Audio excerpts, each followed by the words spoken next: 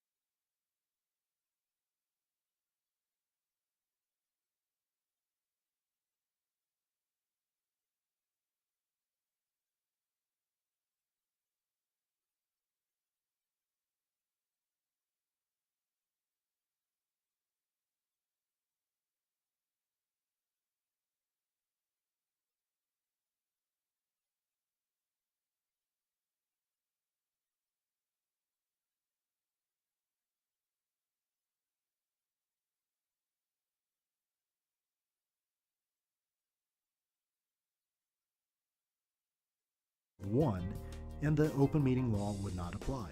If all 5 members of the Board of Supervisors gathered for no purpose other than to discuss whether there really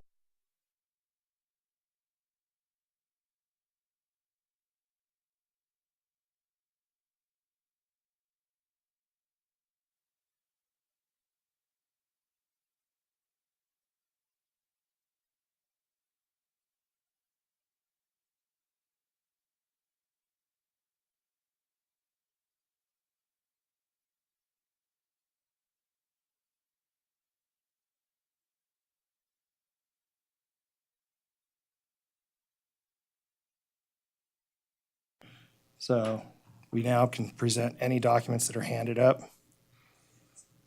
throughout any presentation.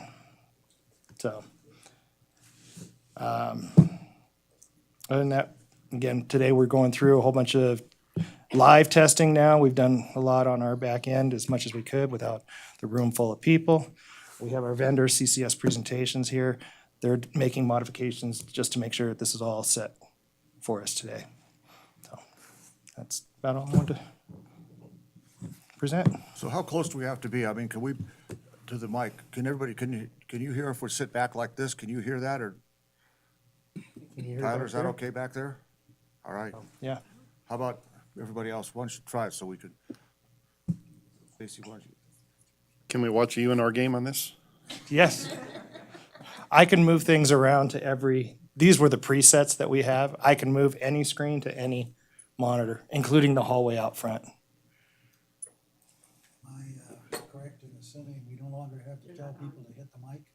No, you have to hit the mic. You do have to hit the mic. Oh, there's no red button. No, This it's one. not, it's green. or- Gotcha, gotcha. So Right, yes. Pat, see if you. Testing, 1, 2, 3. Can you hear him back there? Yeah, you heard? Stacy a lot better than Brad and the mayor. And it should auto adjust as it goes through. Okay. I'll speak louder. Lori, give it a shot. Somehow I know you'll be able to hear me. Good morning, everyone. So, but, Don? Hello. okay. And if Yeah, all you right. have any questions or Yeah, anything? Eric, the other thing is, do we have, if we're on green up here and we're talking to somebody at the table and they're on green, do we have to shut ours off up here? Or can they both? They can 'cause it both used to stay be on there was green. conflict between the two. I mean, so we don't have to worry about turning on and off. It just have to be careful that green means an open Green, mic. yeah, green's an open mic. Okay, all right. Will it time off as well? Will it time off like the old one, or it will stay green? Stay green. So, okay. All right. We do have the ability, and so does Kathy over here, to override if somebody's speaking and they shouldn't. We could actually just mute, override the mute. But Any questions of Eric? Nice job. If you haven't seen the back end back there, take a look. It's a lot better than what it was when it was in there. Keith, you couldn't find Keith and, They also painted the countertop. This has Yes. been painted oh, they did. and refreshed. Yep, they refreshed the countertop. that? And I did want to thank Eric Klug and his crew. They did a lot of work in here. You hear that, Eric? And Ron Reed and his crew, they helped us a lot with all the power and cleaning up that back room. So, I mean, the first thing we did, we took out a couple thousand feet of cable that was just draped all over in the ceilings here. Anything we need to know about it that you haven't told us? No, All I right, think we're gonna that's give it a about it. shot today, so Sounds see how it good. goes. Thanks, Eric. Thanks to all your team and thanks to the vendors for, I know you're gonna be with us today to see everything works out all right, so thank you. That's good. All right, thanks, Eric. Any other public comment? Anybody? I don't see anybody, so we'll have public comment as we go along and at the end. And we'll have public comment at the beginning and the end of redevelopment as well. All right, let's take up the item 6, possible approval of the minutes of December 20th or January 3rd, both. Everybody had a chance to read them? Yep. Motion's in order. Brad, you want to do it? Yep. Okay. I move to approve the minutes of the Carson City Board of Supervisors for December 20th, 2018, with the previously submitted correction to the approval date on the signature page. Let's see, there's a motion and a second on the motion. Discussion? Hearing none, all in favor, signify by saying aye. Aye. Okay, now I didn't, It's not up yet. not up yet. All right, we'll see where that goes. Yeah, next one's in order, sorry. I move to approve the minutes of the Carson City Board of Supervisors for January 3rd, 2019, as presented. There's a motion and second on the motion. Discussion? Hearing and seeing none, all in favor, signal by saying aye. Aye. Opposed, nay, carried. Okay, let's take up item 7, the agenda. There's a couple things we need to talk about on the agenda. First, on the consent agenda, I've been asked to pull for additional discussion items 10C and 10D. On the consent agenda, they'll be heard on the regular agenda, and on the regular agenda, I understand that there may be, we may be pulling 23A. We'll wait to see what happens on that, but I think 23A, that's a lot line adjustment, will get pulled. Can we pull it? Sure? All right, so we're gonna pull 23A, that's a lot line adjustment. They need to do a little bit more homework on that one. All right, any other changes to the agenda board that you want to see? Conflict on number 20. Yeah, I'll get, we'll get, just, I think I know all the conflicts, but just remind me as you go through. Okay, all right. And no more changes? Okay. City manager, anything? All right, then without objection, we will take the agenda as published with the exception of pulling 10C and 10D off the consent agenda and pulling item 23 alpha for another agenda. Okay? All right. All right, let's take up the consent agenda. Go. Move to approve the consent agenda consisting of items 8A, 9A, and 10A. There's a motion, and is there a second? 10A and B. 10A and B. Second. All right, everybody clear on the motion? All right, on the motion, all in favor, signal by saying aye. Aye. Opposed, nay, carried, okay. All right, now let's take up item 10, Charlie. You want to do this? This is the water, sewer, and wastewater and stormwater rate study refresh with FAR Engineering. Yeah. Mr. Schultz, go ahead. Good morning. Darren Schultz for the record, Public Works Director. I have a number of people here with me today to help out with questions. Our wastewater utility manager, our water utility manager, as well as the Brent Farr with Far West Consultant.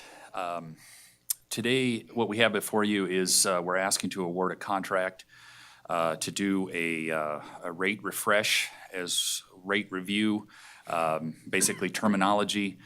We were here before you in 2017 a couple times talking about this upcoming. The reason we're doing this specifically right now is we wanted to, as you know, we raised rates, water and wastewater rates. It was phased in over a 5-year period. That last rate increase went into effect in July of 2017. So we wanted to have 18 months of data before we refresh the rates. And what we're trying to do today as part of this study for the water and the wastewater side is just look at the inputs, the variables that we put into our model 7 years ago when we did this last rate review, and look at what's changed and update the model. That's the goal of what's happening for those two utility funds. Some of those changes that have happened is back then we had a projection for growth, we had a projection for usage, we had a projection for cost for power, cost to buy water, all of those things that went into the model, those are 7 years old. We would like to look at that, we would like to update it, look at our reserves, and see of a number of the assumptions that we did 7 years ago where we sit.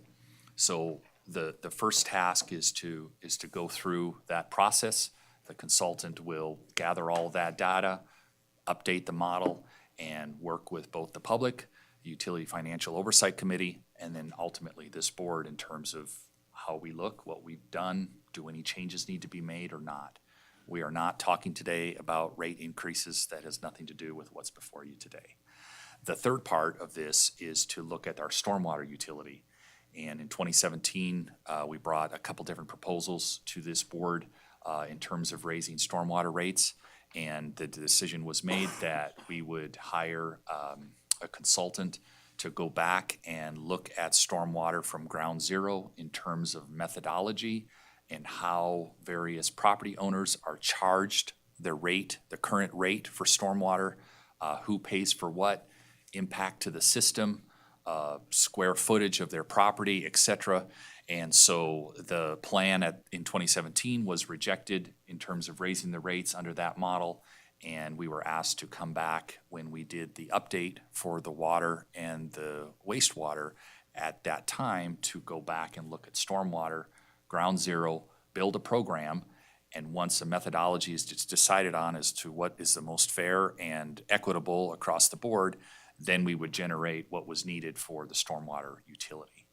I'm going to stop there and ask for questions. John, go ahead, then Brad. Thank you, Mr. Mayor. I notice in this study, they'll be looking into the effluent. How extensive will that be? At our retreat, we talked about the problem with effluent, and we've been talking about it actually ever since I got to town. So the effluent will be, we are going to do a master plan of the effluent, and that is a separate study from what's here today. Basically, this rate consultant, in terms of looking at the rate, will look at what current costs are to dispose of and current capital needs of the effluent system. A master plan of that system will look at where we've been, where we are today, and what that's gonna look like 20 years from now. That will generate a lot of data in terms of what we need to be doing. It will revise tentatively what we're looking at for a capital plan, but that is a separate study from what we have before you today. There's a sentence on the second page. It says, "The selected firm will evaluate all the current sewer connection charges, effluent charges, and sewer bases, or sewer base, and commodity charges." So they're just going to look into the rates on the effluent situation, or what? That's correct.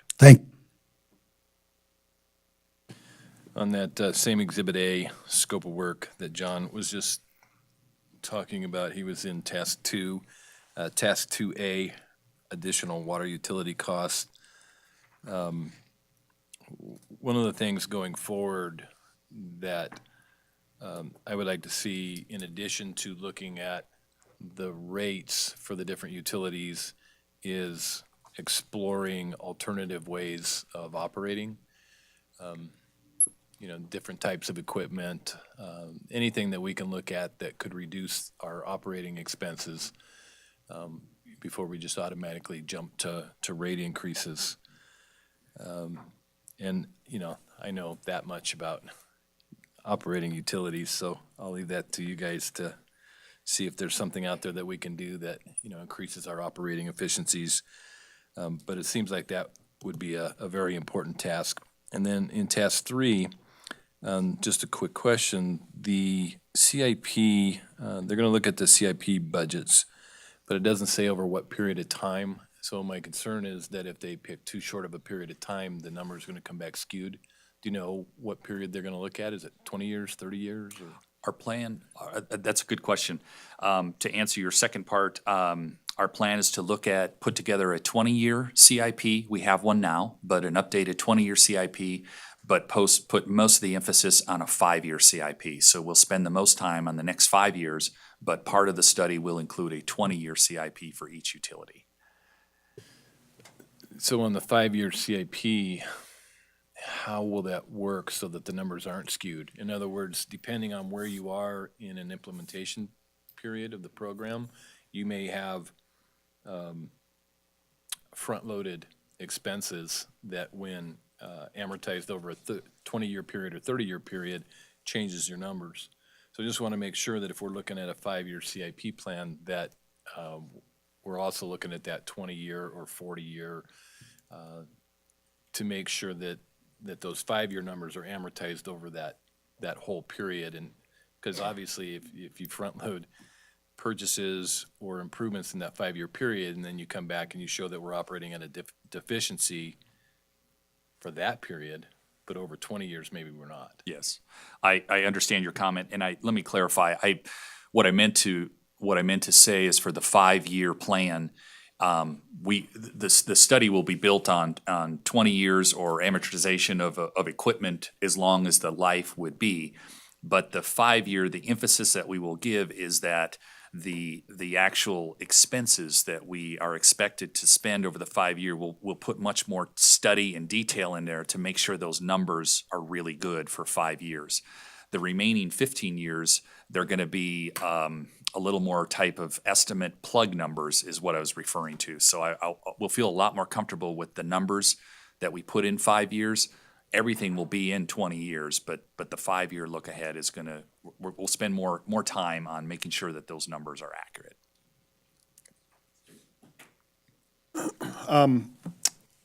Darren, along the lines of what Supervisor Bonkowski said, I had that note too, and I just didn't really see it as I read through here, but just to explore alternative ways to fund or to operate, or sort of think outside the box. And I don't know how much experience this group has with doing that, but it seems like they've been around a lot of utilities. And so I just want to make sure we're not doing what we've always done because we've always done it. And So that was one comment. On the stormwater side of things, they explored several methodologies for setting stormwater rates. So was the plan to pick one of those or explore them at the front end with the public meetings? In other words, are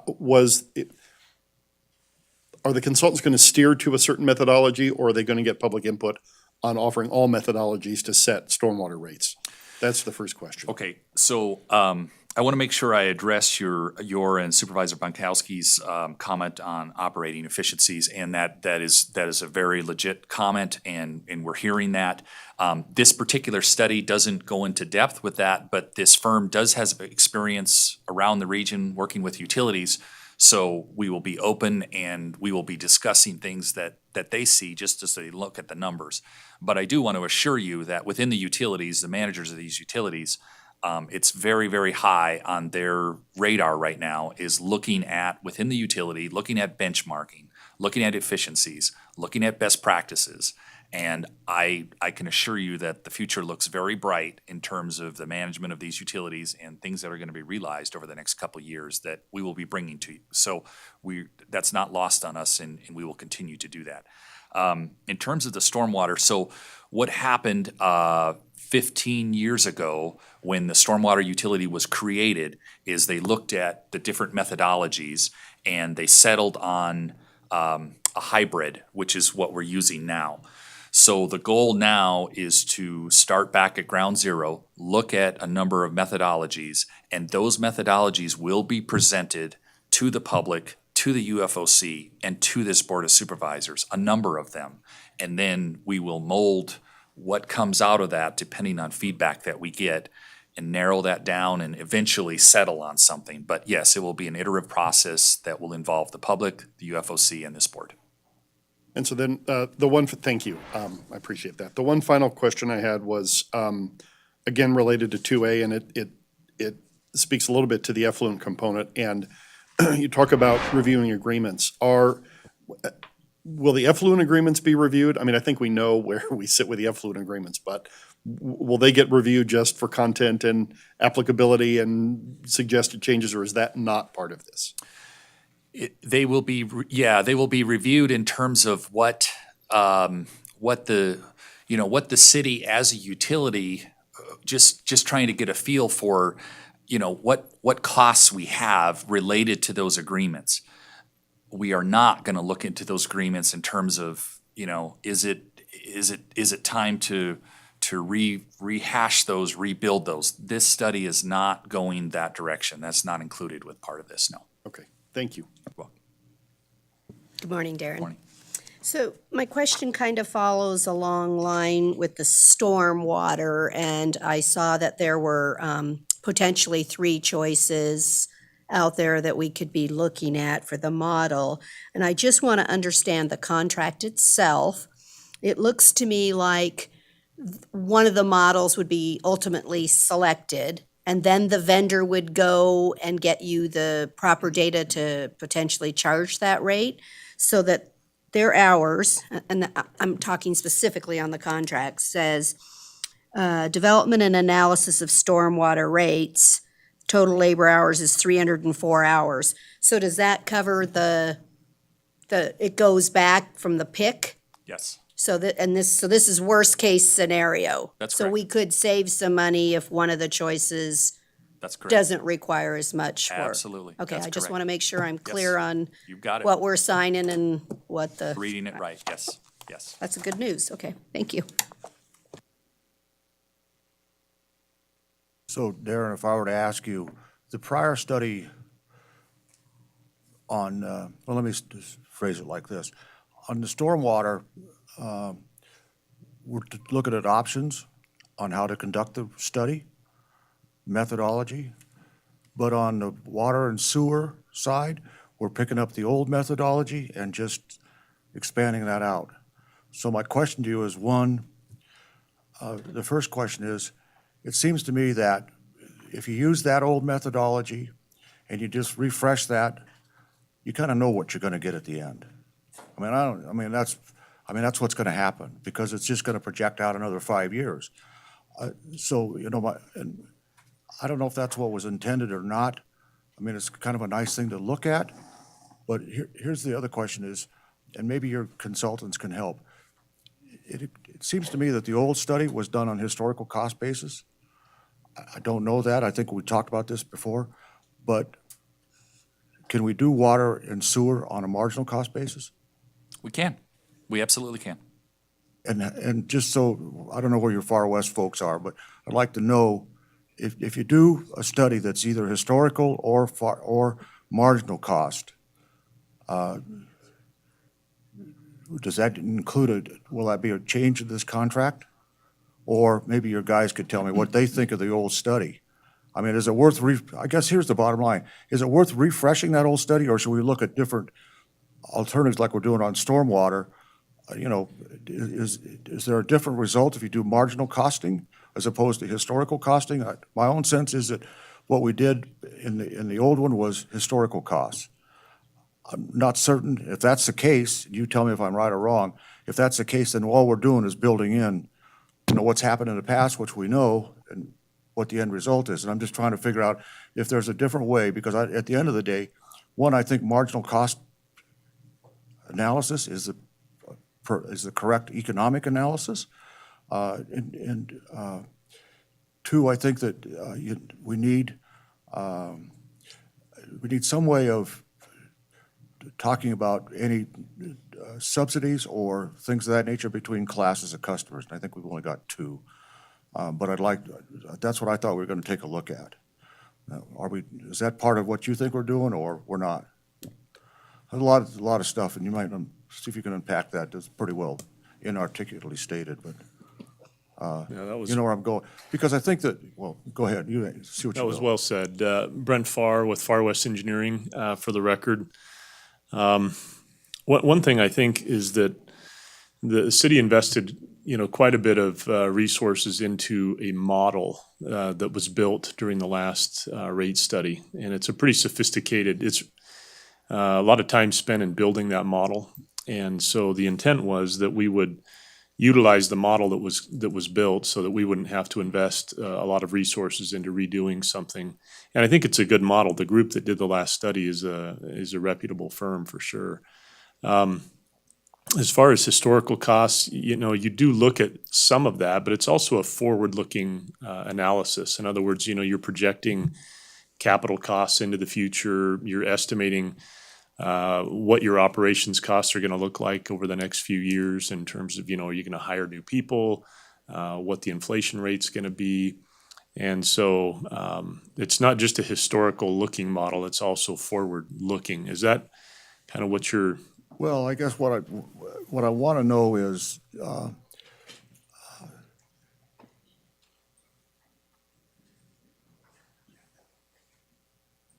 let me just ask it like this.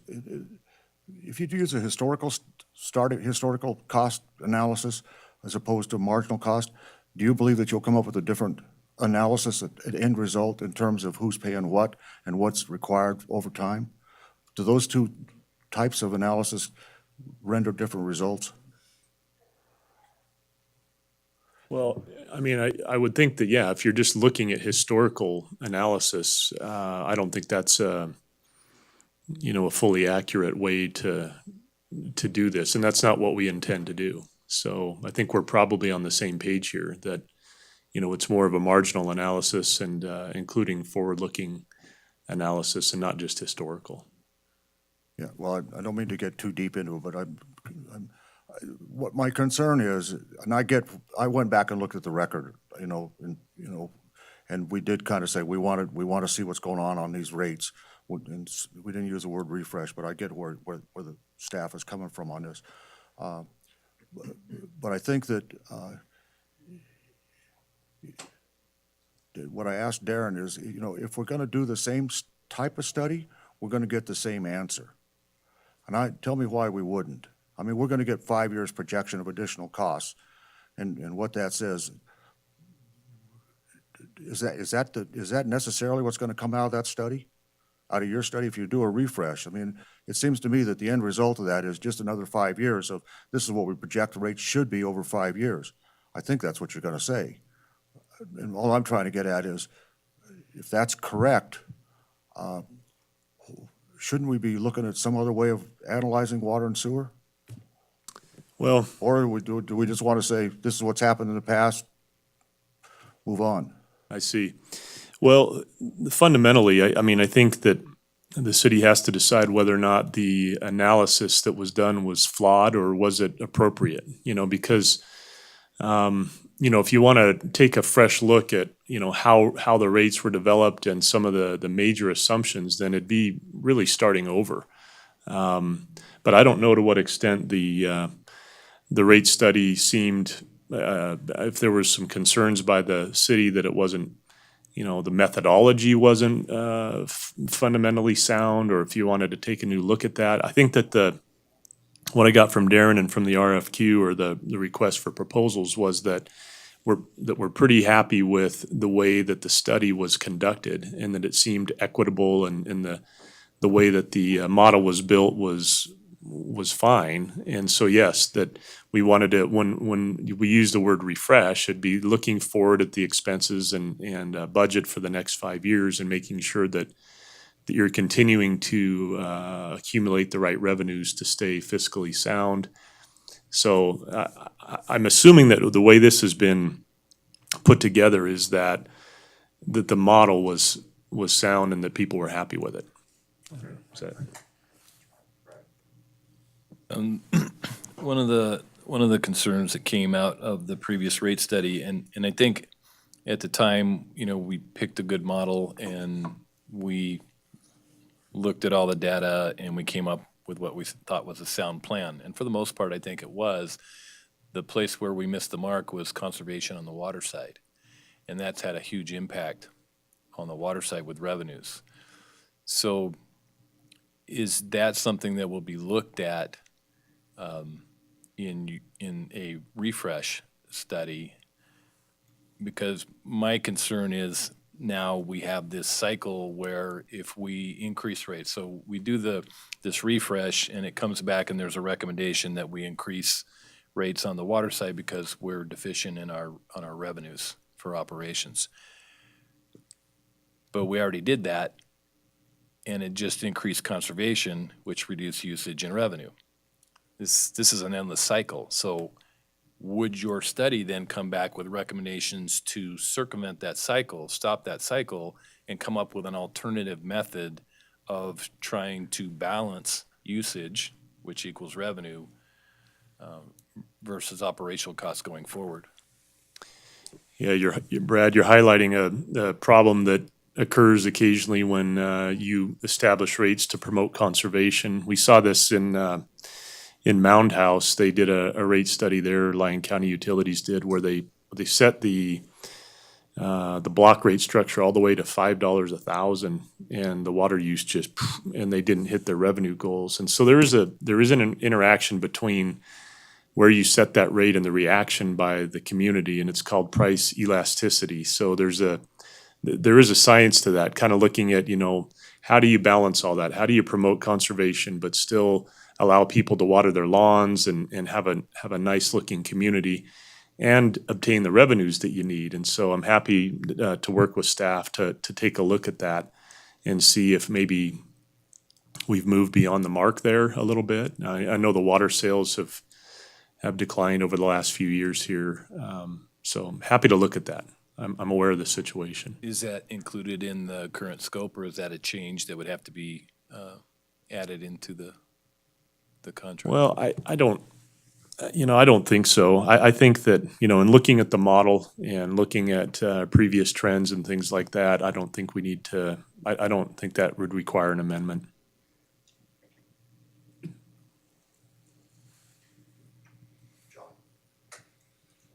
Thank you, Mr. Mayor.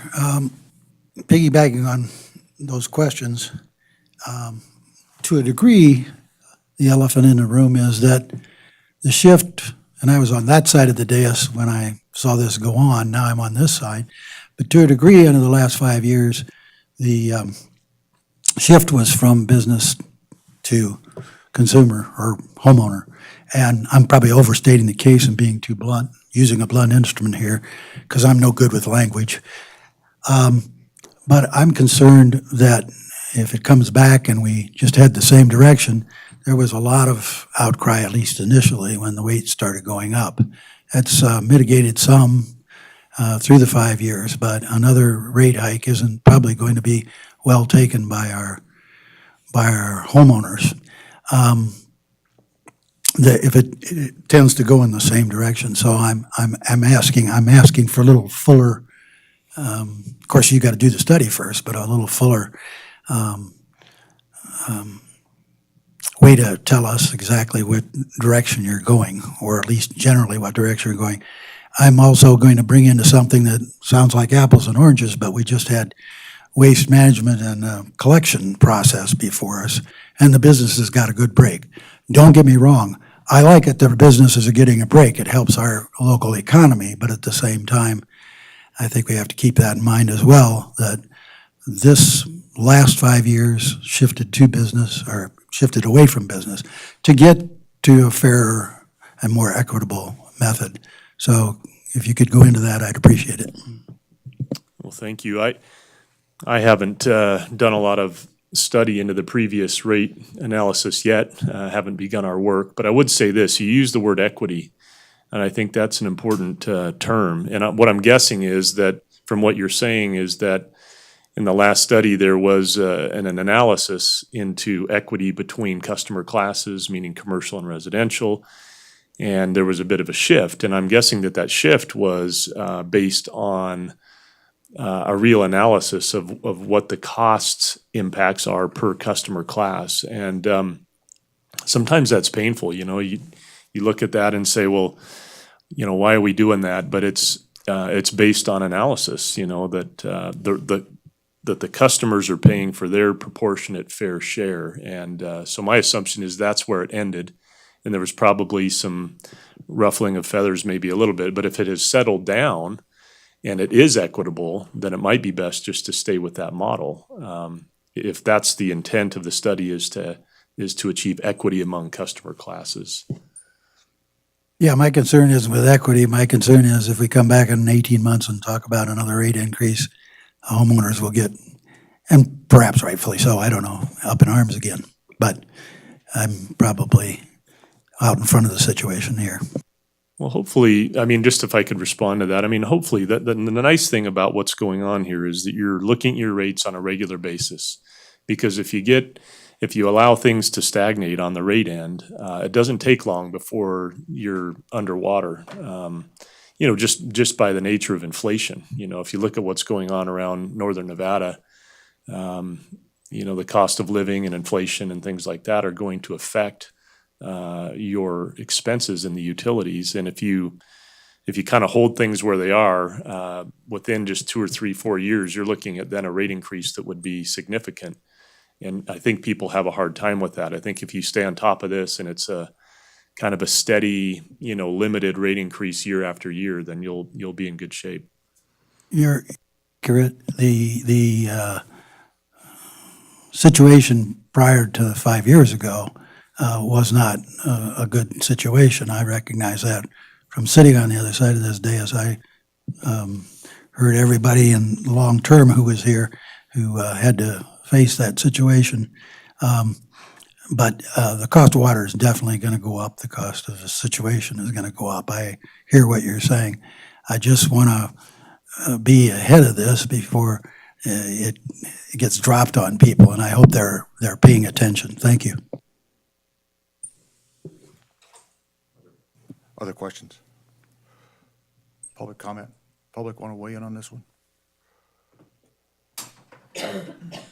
Okay. I think I get your refresh rate. I just like to be comfortable that we are using the correct methodology for establishing rates. And personally, the equity arguments, to me, all that is I'm not a big fan of equity arguments because that's just judgment calls that people have, and that just usually turns into politics. I'm interested in looking at what the costs are, and I'm particularly interested in what a marginal cost to bring another customer online for either water or sewer is what that real cost is based upon the analysis of what we've done and what we think is going to happen. And to me, that's a better way of looking at cost responsibility, which I use instead of equity. So let's see how it goes down the road here. But I do worry that, you know, the same methodology is going to render the same result. Now, maybe that's the right thing, and you come back and say, well, yeah, it's a good methodology, and that's the result.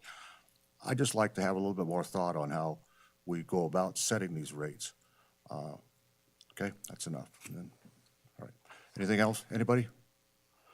Okay.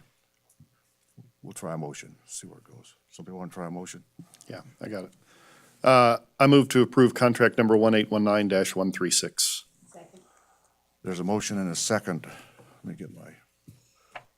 There's a motion and a second on the motion. Discussion.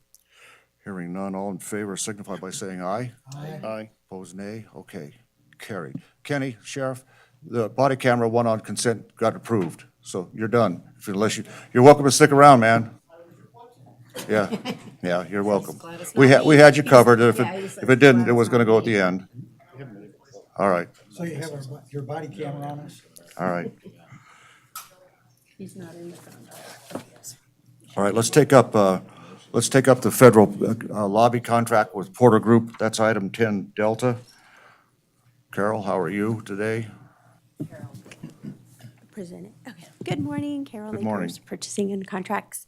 This is just an amendment to contract 1718-127 for federal lobbying services with Porter Group LLC to extend the term for an additional year through February 20th, 2020. I'm sorry, I can't hear. You can't hear me? Get closer. So this just, do you want me to repeat it or start all over? I think we read that, that's fine. All right, this is to approve amendment number 1 to contract 1718-128 for federal lobbying services with Porter Group LLC to extend the contract term for an additional year through February 20th of 2020 for a not to exceed additional amount of $49,800. And this is budgeted, well, with transfer. Any questions? I Any mean- questions of Carol or the city manager? Or any of us? Go ahead, Lori, go. So I asked for this particular one to be pulled from the consent for a couple of discussion items. One, I think it's a multi-year potential contract if you do things, so I'm not sure this really belongs on a consent, but it's actually was not budgeted. And it is short funding that would then have to come out of we'd have to augment the budget. And so I'm going to be consistent, so the sheriff that's looking back there at me can know it's not just him.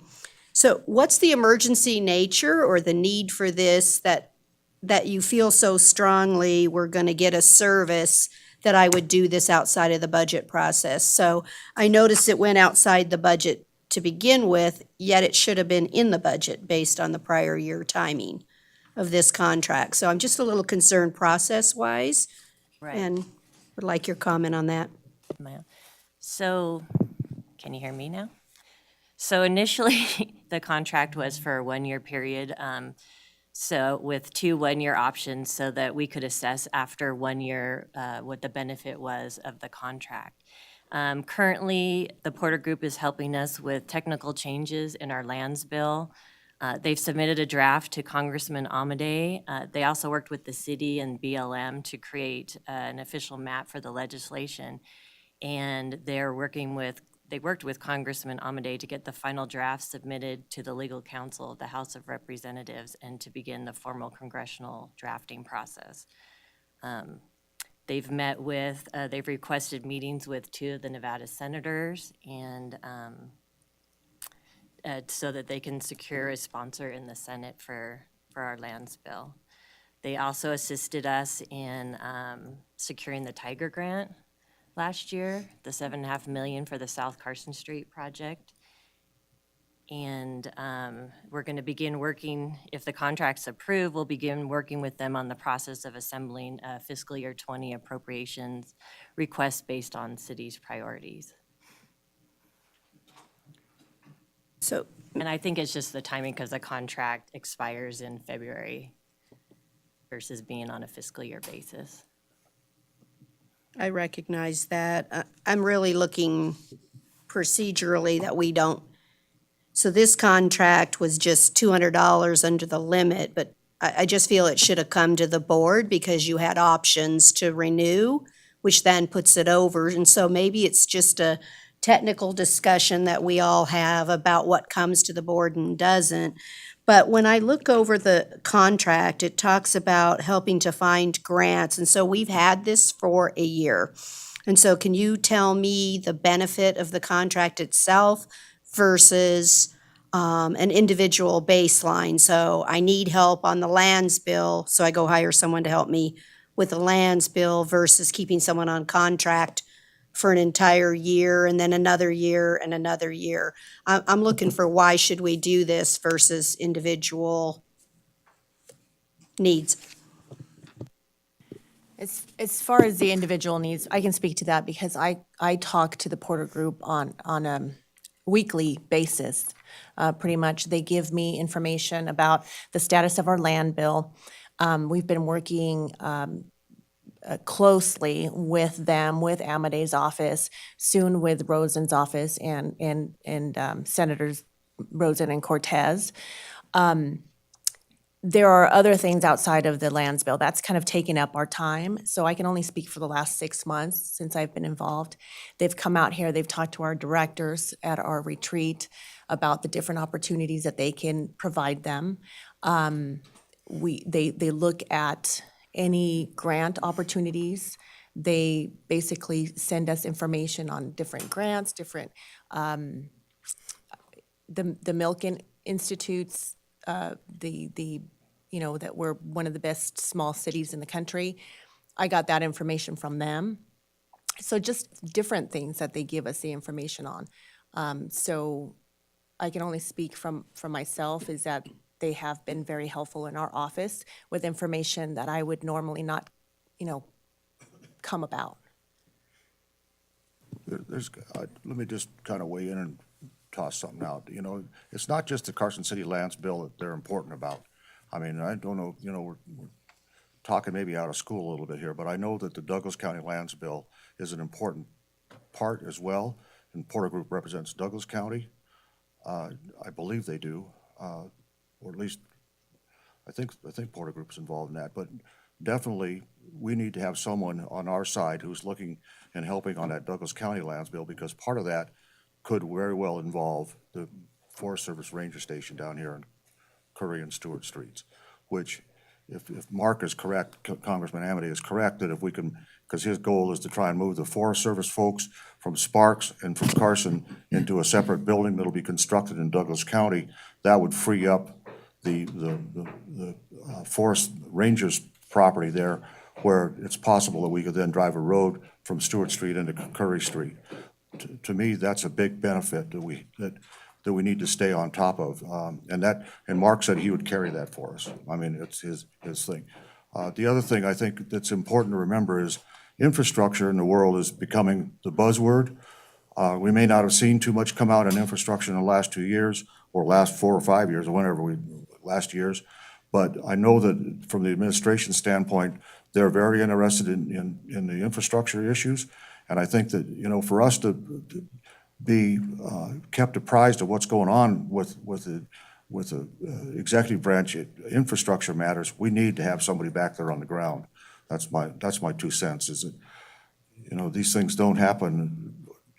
You're not necessarily going to get something today, tomorrow, out of one of these contracts, but you're going to be laying the groundwork and keeping your eyes and ears open for what's happening back there. So, and I think that, the cost that frankly, I'm kind of surprised that they're willing to charge us only that amount of money. I mean, so anyway, Brad, I'm sorry, going on here. Well, Mayor, I think that one of the things you just said kind of goes to the key, I think, to Lori's concerns and my concerns as well, and that's being kept apprised. Because other than staff and maybe yourself, I don't think anybody else on the board, like if you look at section 6.4 in the work plan, it says that one of the things that the Porter Group's supposed to do is establish meetings or conference calls with members of the Board of Supervisors. That's never happened. So I think it's just a matter of communication. Like, we do need to be apprised. We do need to know that we have a federal lobby group and what they're doing, and we haven't been. Maybe if I can just, it's really on the nut. I saw on here too that there's supposed to be a monthly report. Maybe if we're just given the copies of the communication, something in which because I think they probably do a super job. I've known them for a long time, and so they're probably working very hard for us, but there isn't any documents or communications for me to make that judgment call. So to say I want to extend another year, I don't have any data to work with. So I would say if we're going to move forward, we're going to need some communications, is a good way to say it. Right, and they've been coming to meet with us on a monthly basis, and I think, they thought that's how they were fulfilling that, but we have talked to them, and each month with their monthly billing, they're going to submit, detail of what they've been working on for the city. And then if any of you would like to meet with them when they come on their monthly visit, just let me know, and we can arrange that. And they're also planning on coming to do a presentation for the board either in March or April. Just want to clarify, sorry, John. I just want to clarify that they are exercising their first one-year option or not extending the contract, correct? That's correct. Okay.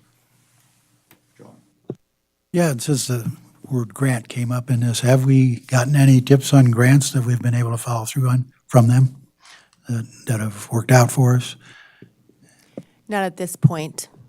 It's a little, too early on that.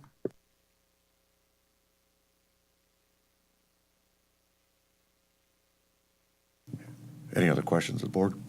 Public comment? Anybody? Anything else? Okay, we can take a motion, or we can tell them to go away. I'll do the motion. Motion's in order. I move to approve amendment number 1 to contract number 1718-127. There's a motion and a second on the motion. Discussion? Yes. Discussion's in order. So I made the motion to move this forward because I think they're in the throes of helping us with the lands bill, and I concur those are some very necessary activities. But I do it with some reservations too, that I'm really going to need to see some data that supports the activities, because it is our job to let the public know what we're buying. So I just want to put that on the record. Thank you. I'd like to piggyback on that and say that I'd like them to, in that report, in those monthly reports, let us know about the grant situation, and I'd like a report from you guys on our grant processes, just at your convenience.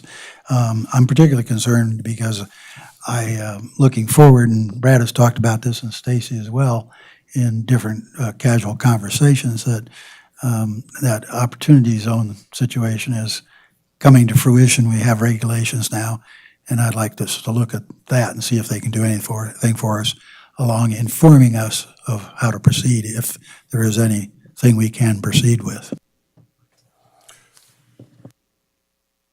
Go. Everybody okay? All right, on the motion, all in favor, signal by saying aye. Aye. Opposed, nay. See, I'm not seeing it up there. There it is. Okay, thanks. All right. All right. Let's take up, we'll recess now as the Board of Supervisors, and we'll turn it over to the Chair of Redevelopment. Lori, here's your gavel. Okay. So we'll call the Redevelopment Authority to order and let the record reflect that we have a full a quorum and everyone is present. We'll start with the opening public comment for the Redevelopment Authority. Do we have any public comment? Okay, then we'll move on to item 15A on the agenda, which is to appoint a member to the Carson City Redevelopment Authority Citizens Committee for the position of business operator or property owner to fill a term that is expiring in January of 2022. I believe we have one candidate, Angela? We don't have to go out into the foyer to get people. Good morning, Angela. How are you? Good morning. Thank you for having me. I'm sorry that I was not able to make the previously scheduled meeting. I was in trial that day, so Hopefully successfully, here I think. am today. Okay. Well, the process is that we'll each ask you a question or two, and then at the end, and we'll just go around the room. So I'll start. Mostly just why are you interested in the position? And then if you could pick 3 items that you would like to fund as a priority in redevelopment, what would they be? Okay. Well, my interest stems from a couple of different areas. Number one, I'm a Carson City native. I grew up here. I'm actually 5th generation Nevadan. So I have a vested interest in the community as well as I'm a business owner. I opened Gather Restaurant on July 20th of last year. So we're on the corner of Carson and Telegraph, right downtown. I'm really excited about the progress that Carson City is making to come back from the long recession that we had. And I'm really excited about that downtown and the revitalization there, and I'm excited to be part of it. So being on the redevelopment committee, it would be an extension of that. As far as projects for downtown, I don't know how to answer that question for you, to be honest. I don't have a lot of personal knowledge about the projects that are currently going on or that are being considered for funding. So I don't have a good answer to that question for you, Supervisor. Thank Let you. me try it just a little bit different then. Okay. What methodology would you use to rank projects? To rank projects as far as To how, importance. I think that you have to look at issues such as impact on the community and benefit to the community. So if you're considering a project, you're weighing the costs of the project against the overall benefit to the community. If you look at it in terms of tourism, for example, I know that Carson City is trying to attract tourism from all different interests, including adventure tourism and other things like that. So we're getting more people in town that aren't just going to casinos and maybe attending historic sites. So I think that methodology would be most important as far as ranking importance of projects. Thank you. Mr. Giommi, do you have a question? Sure. Angela, in the redevelopment district, so it's kind of a 2-part question. The redevelopment district, what do you think the biggest success has been? And what do you think the biggest challenge is going forward? Okay. I think the biggest success would be McFadden Plaza by far. I think that the goal for that project was to bring people downtown, have more of a heart and soul downtown, and I think they've absolutely achieved that. I think one of the biggest challenges that downtown's going to face is infrastructure. I know that the city just renewed an extremely long contract with waste management. As a business owner, I have had my own challenges with waste management, and I'm hoping that those will be resolved going forward. But I do know from personal experience, things like, if you want more businesses downtown, you've got to have a place for somebody to put their garbage. It's as simple as that.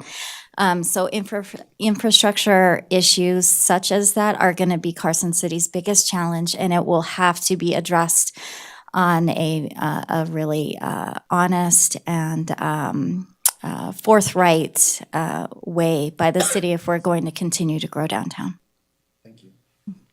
Supervisor Bonkowski? Well, I'm going to change my question now. Well, because I want to piggyback on what Stacy just asked in your comments. Sure. So there's a business improvement district downtown, and they are responsible for snow removal in certain portions of the district, for some of the aesthetic improvements. So this is an item, speaking of waste management, that would be an item that might be appropriate to bring to the Business Improvement District Board of Directors. Okay. Possible solutions would be community waste containers with a brick facade or something. So give me your thoughts on that. How would you bring that forward to the Business Improvement District Board of Directors, and what would your argument be, and how would you carry that through? Sure. Well, I think, this kind of issue needs to be addressed with, I think, a group of business owners. And I think that I could recruit just the business owners on my block to bring this issue to them. I'm pausing because I'm just trying to think about how best to phrase this response. I know that all of us in our Telegraph Street block are either renting space or relying on private business owners for a little alcove area to store our trash. And so I don't know that maybe it's just an issue that they don't understand that this is what's going on downtown. But I think it's going to have to be a group of business owners that bring this to the authority and say, we need to talk about whether we take a parking space away so that we can build a community, trash bin that is aesthetically pleasing. It seems to me in my informal discussions with the existing tenants downtown that it's an issue that hasn't really wanted to be addressed. And it's an issue where everybody's saying, not in my backyard, but it's going to have to be in somebody's backyard. Thank you. Can I follow up? So additional services means additional cost. So there's an assessment on all the property owners that are in the Business Improvement District. So bringing an additional service like this would be an additional cost that would have to go through a process. I'm not talking about additional cost necessarily. I'm just talking about allocating space for infrastructure, for businesses. Mr. Mayor? How you doing, Angela? I'm doing great. Full disclosure, I went to school with her father. So what is he, second generation or third? You must be third, because you're fifth. So I'm fifth, so he'd be fourth, yeah. Fourth, okay. Tell me what you think about the facade program, facade improvement program. Yeah, I think it's really a great program. I think it's important for Carson City to clean up the facade. A lot of our buildings were built in 1920 and earlier. And I think that the funds that are going towards the facade program, I know that the owner of my building was able to take advantage of that program. And she used those funds, and we have a beautiful facade on the side of the building. So I think it's integral in redeveloping downtown because we can have nice interiors, but if we don't have nice exteriors, then it just doesn't accurately reflect the makeover that we're experiencing.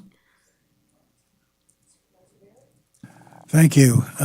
Angela, if you had any competition, you've already earned my vote in the sense that you're talking about an issue with Stacy and with Brad near and dear to my heart. And since the mayor stole my question on the facades, I'll go back to that because I would only take one exception to what you were saying. I do think it's going to cost more. I have been at our city manager and our deputy city manager about the downtown trash problem the whole 2 years, or almost the whole 2 years I've been on the board. So I would ask you, do you think you should, that the business owner should come to the city and see if we can't pony up more? I think we're ponying up some, and I think it's called actually a neighborhood improvement district, though it is a business improvement district. Or were you saying, I don't think we should spend more money on it, just space? Do you think it's just space, or is there a monetary problem too? For example, I talked to two business owners just yesterday when I was walking my dog downtown, and both of them said that the vendor we have did not get downtown to do the sidewalks from the snow, and they were out doing their own. Could you speak to all of that? Sure. When I responded to Supervisor Bonkowski was saying that I didn't think it's about additional cost, I think what I'm trying to say is that speaking from myself as a business owner, so I pay I pay the fees that it takes to take care of the garbage that I have. So from that perspective, that is not a city cost. That's my cost as a business owner. If the city were open to a solution or an option for providing businesses with additional infrastructure, I understand that would absolutely be additional city cost. That would have to be discussed. Let me follow up on that and ask you what I would characterize as the former reporter's loaded question. Do you think it makes any sense to spend $15 million on the infrastructure and beautification of your downtown and then let trash just go? I really think it's a sad situation. Sure. I think that you can spend as much money as you want to on a downtown, but if you don't address a trash situation, then it's going to get out of control really quickly, and it's going to mar any type of beautification project that you invest in. Thank you. You got my vote again. Thank you. Are there any further questions? Okay, then I'll entertain a motion. I move to appoint Angela Wolf to the Carson City Redevelopment Authority Citizens Committee as a business operator or property owner to fill a term expiring in January 2022. Any discussion on the motion? Seeing none, all those in favor say aye. Aye. Any opposed? Motion carried. Welcome. Thank you so much. Thank you very much.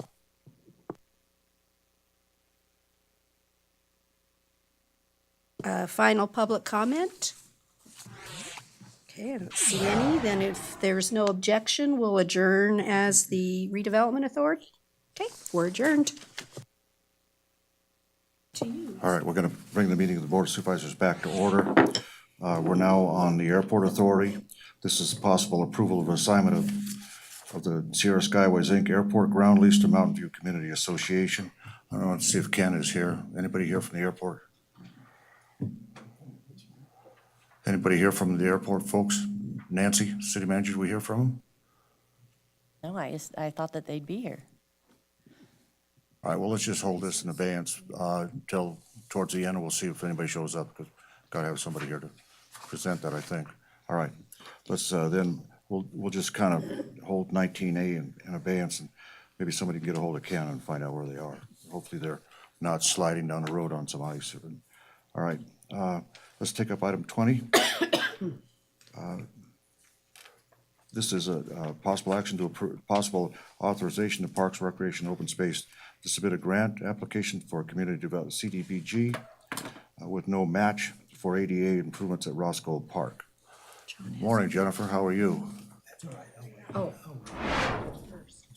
He has to do it first.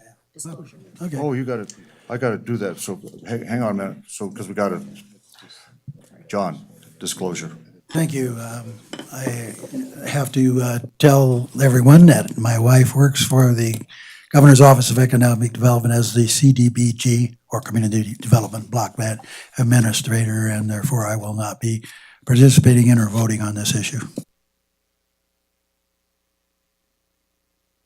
Any other disclosures? All right, I don't see any. All right, Ms. Budge, go. Tell us what you want to do. Thank you, Mr.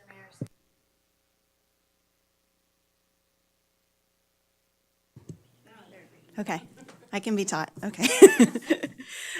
Jennifer Budge, Parks and Recreation Director. This item is to request request for permission to apply for a grant to restore the existing restroom at Roscold Park.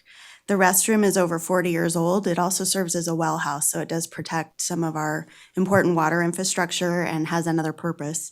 Like much of our park infrastructure, it's deteriorating, it's old, it's unsightly, and definitely not a pleasant experience. It's also not ADA compliant to current standards. Previously, the city applied for 2 grants that we were successful. We also received a community development block grant here, as well as a land and water conservation fund grant with match from staff in-kind labor, as well as residential construction tax as match to install a universally accessible playground. As you know, we went out to bid on that a while ago. It was significantly overbid. We value engineered that project. We'll be going out to bid anytime now as well, and I think we actually have a better project in the end, which will be good. But we will have the city's first universally accessible playground here at this park. The second will be at Schultz Ranch Park. We currently don't have any universally accessible playgrounds within our entire park system right now. In my opinion, I typically would not want a restroom at a neighborhood park, and I know that seems somewhat harsh, but typically neighborhood parks cater to the neighborhood. They're within walking distance, and there's extensive operational costs just to maintain a restroom. Even if it's a portable restroom that costs $150 a month, it adds to our operating budget. Roscoe Park is a little different. We get, if you go there April through October, especially on nice days, that parking lot is full. That pond component, and coupled with us adding the universally accessible playground, it's not going to be your typical neighborhood park. People are going to drive across town to go here, and they already do, even with the aging infrastructure. So I feel very strongly that we should provide an ADA accessible restroom. Could we provide a restroom, a porta potty? Of course, we could definitely do that. That's not currently in our operational budget, but we could have that as an option. This grant is wonderful because it doesn't require a match. So I think it's a great opportunity for us to try to find alternative funding that doesn't take a burden on our general fund, doesn't tap into our quality of life funds, or even further into our residential construction tax, that we could renovate this, still protect our well house infrastructure, and provide essentially what would be a refresh and a new restroom. The building itself is structurally sound.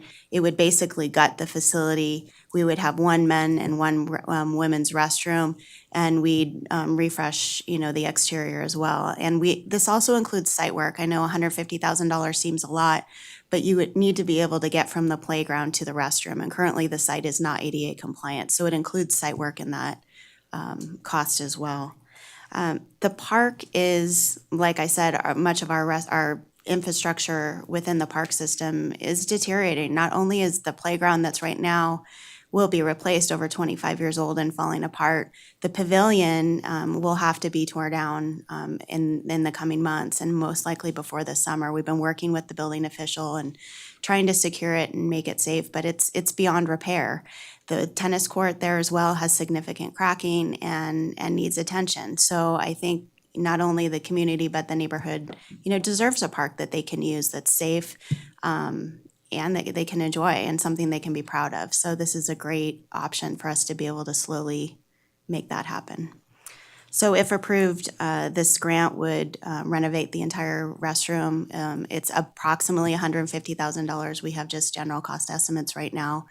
But it requires some architecture and some structural engineering as well. And I'm happy to answer any questions that you might have. Brad? I have plenty. First, previously approved funds for the park, $499,366. Now we're asking for another 150. What is the total scope and what is the total estimated cost to bring Roscoe Park to completion? Well, this late or early this spring, we're going to be finishing and doing a master plan for the park. We have a very old master plan. There's not a lot of amenities there. It's primarily turf, a pavilion, the tennis court, and the parking lot and the playground. So it's checking in with the community. What do they want there? We need some better flow. We have some conceptual drawings that we've done in-house, but to see what that means. So if you want a cost on just replacing existing elements, I could estimate that for you. But if we were to add anything new, Let me rephrase the question. So we've already approved $500,000 to put towards improvements in the park, and we're asking for another 150. What is the plan for the park? And I know you said, you just got done saying that you're gonna be looking at the master plan, but if we've approved 500,000 and we're asking for another 150, there must be some sort of a plan. Like, what is the end goal here? And this money has just been rolling forward. We haven't spent much of it yet. Like, where are we headed with all this? I mean, it seems like a lot of money to spend on one park. well, it is a lot of money, and these amenities cost a lot of money to make them happen. We want them to be done well, and we want them to last as much as possible. Like I said, we have a conceptual plan. The restroom would be replaced, fixing the existing structure without having to bring a new one in. We have 499,000 of that money. 2 of those are pretty significant grant funds. So it's $146,000 of residential construction tax towards the playground. And when you hear that, it sounds like a lot, but it's also helping the parking lot as well, and then the access from the parking lot to the playground. So there's a lot of site work involved with that. If we were to replace the picnic pavilion, that's probably another $150,000. The work on the tennis court is probably $25,000 to $30,000 if we're just replacing and improving existing amenities. If we consider anything else in the master plan that we'll work with the community to develop, and there's plenty of space and opportunity there, that could cost additional funds. But we always try to take whatever funding that we have, not be a burden on the general fund, and try to leverage it wherever we can. We're trying to be more creative with our funding processes, and I think we're starting to be very successful, and I know we have a long way to go in improving on that.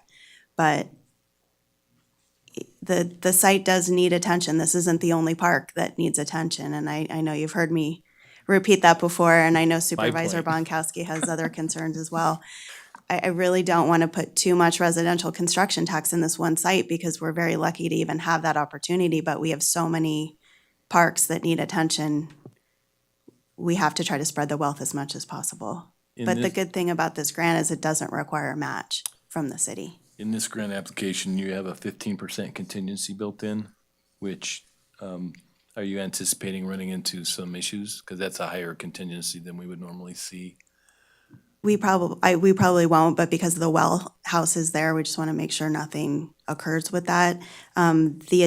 When we look at renovating this restroom, it'll also be adding a heating element, so this restroom would be available year-round. Won't have to be winterized like the ones in Mills Park and some of our other parks, which is nice because it makes it available, all the time for people, and it won't have the freeze-thaw issue. And we have how many community parks? Is it 34? We have more than 30 parks. Yeah. How many, again, maybe this is a park master plan question, but how many of the parks do you anticipate having universally accessible playground equipment in? Like, is your plan to have, to place them strategically around the city or put them in every park? Well, I think anytime we're replacing park equipment, I would like to have at least 50% of the structure universally accessible. I don't think the entire structure needs to be because it's very costly. And then you add ramps and it adds more land that you have to build on, so it does increase the cost. I think there's probably some playgrounds we could take out of our system knowing how much it costs to replace them. I would like them strategically placed throughout the community, just like what we're trying to do with dog parks and have you know, maybe 4 and geographically placed throughout the community, so they're not too far away, and people can get there. Not everybody can drive or have access to bus service, so we want to keep that in mind and have them in the right locations. But I don't think every playground needs to be 100% universally accessible. Then my final question is that at Ross Gold Park, we have a kind of a unique problem there because of the pond, which is with goose waste. What is the plan to deal with that? Like, Kenny's not here, right? So can we open up goose season down at Ross Gold Park? I know many people that would want you to, but I think that's a very special component of the park. But what comes with ponds does come other problems. And as you've seen with the city of Reno and Virginia Lake, it's a significant issue and one we have to monitor because we have the well, it's tied into the irrigation system. It's an important part of how that park even functions. So we have to probably look at that from a larger scale and work with the health department to resolve that.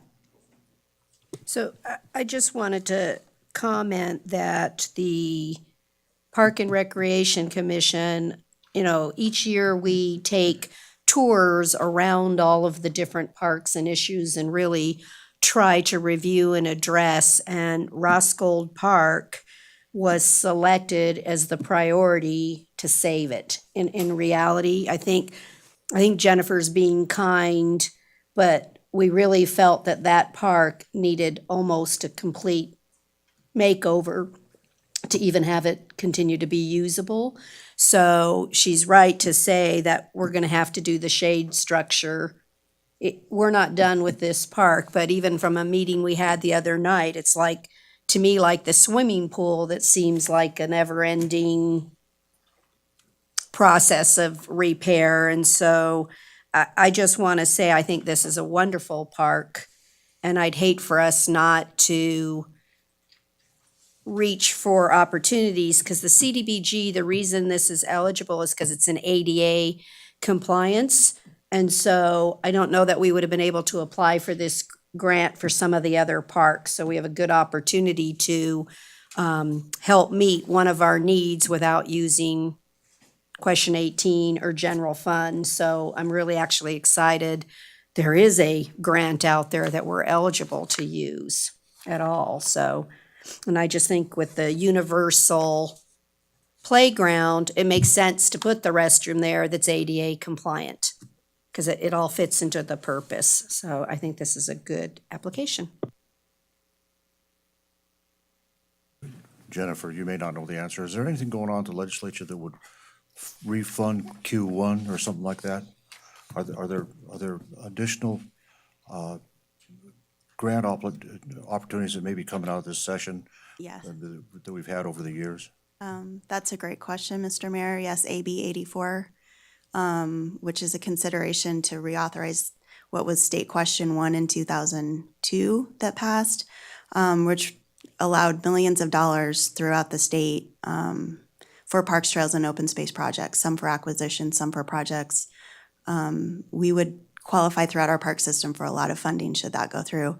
They're working on a possible amendment for that and kind of working out the details. It's a little bit different than the first time it was authorized. So we're an active participant in that conversation, and I hope we see something move forward.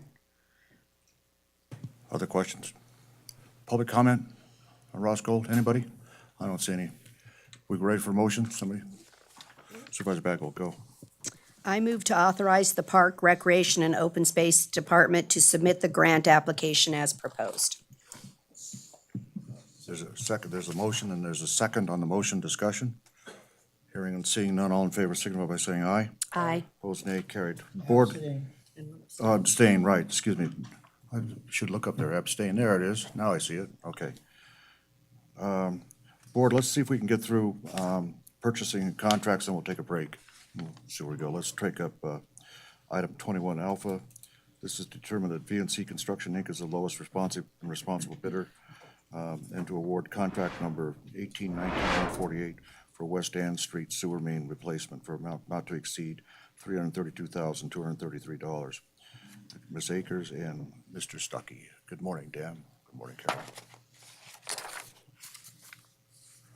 I think we could, tell us what's going on here, Dan. I Yeah, mean, I so- know what Carol's gonna tell us, but Absolutely. the Dan question Stuckey, is, this budgeted, yes. she's gonna say, okay. Tell us Dan, what's going on here. Dan Stuckey, city engineer for the record. So this is a old 6-inch clay pipe between Carson and Nevada Street on Ann Street there. It's actually number one on our list. It's a maintenance problem. Our supervisor and staff are down there at least once a month. So this is we'll fix that. So that'll be great. It also, we talk about aligning projects across different divisions. We're addressing the sewer need, but also with some of that stormwater bond money, we have some of that allocated to small stormwater projects, and some of these drainage improvements that are incorporated with this project are part of that.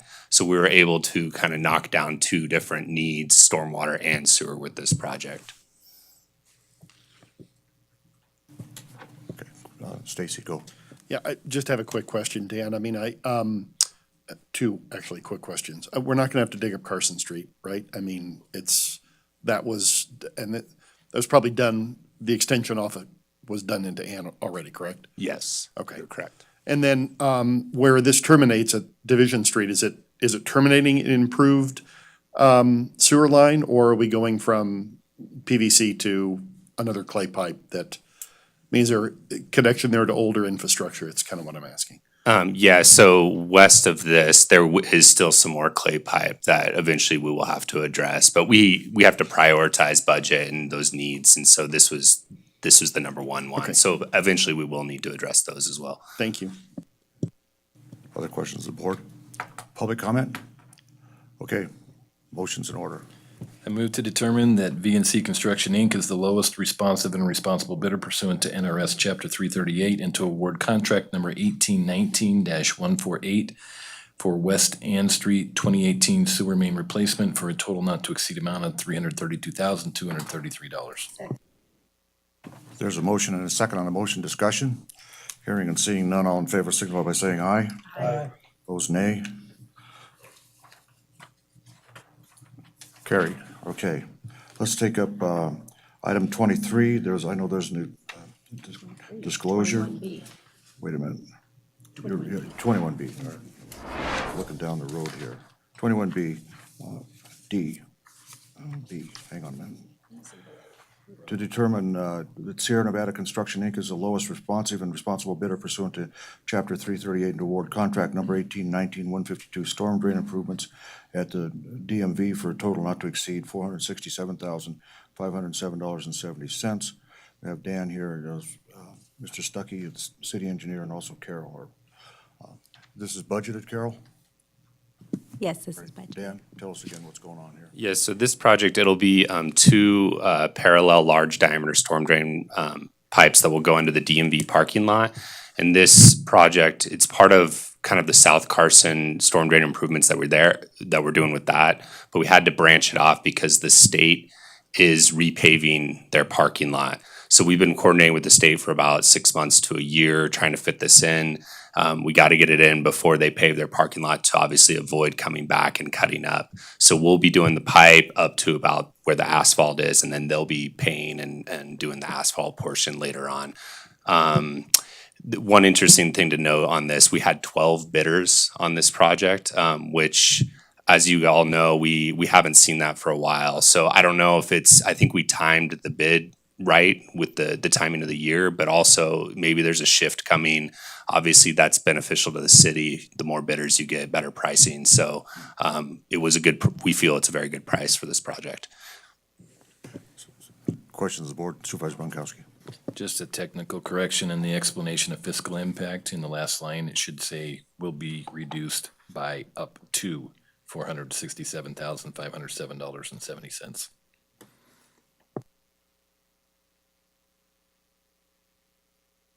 Yes.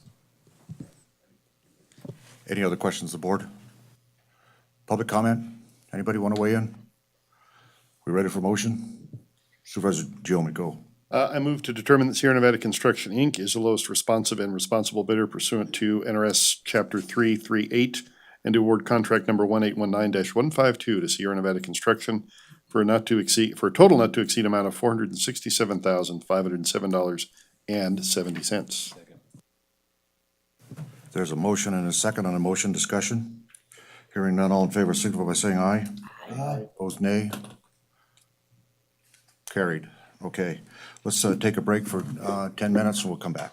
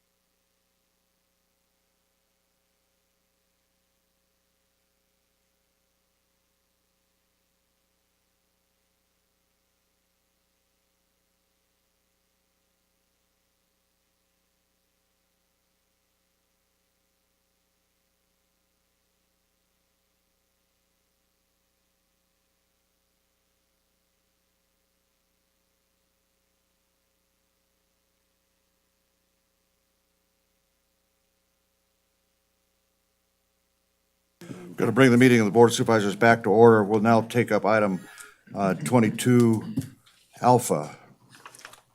Sherry, how are you doing this morning? Fine, thank you, sir. So what do you tell us what you're doing to correct what these guys told us we should do? So what we're doing with this item, in the CAFR a couple months ago, I brought you guys some budget violations. There were 2 of them. And this is the corrective action per NRS that we have to send to the Department of Taxation that has to be adopted by the board. So there were 2 budget violations. One was the ambulance fund.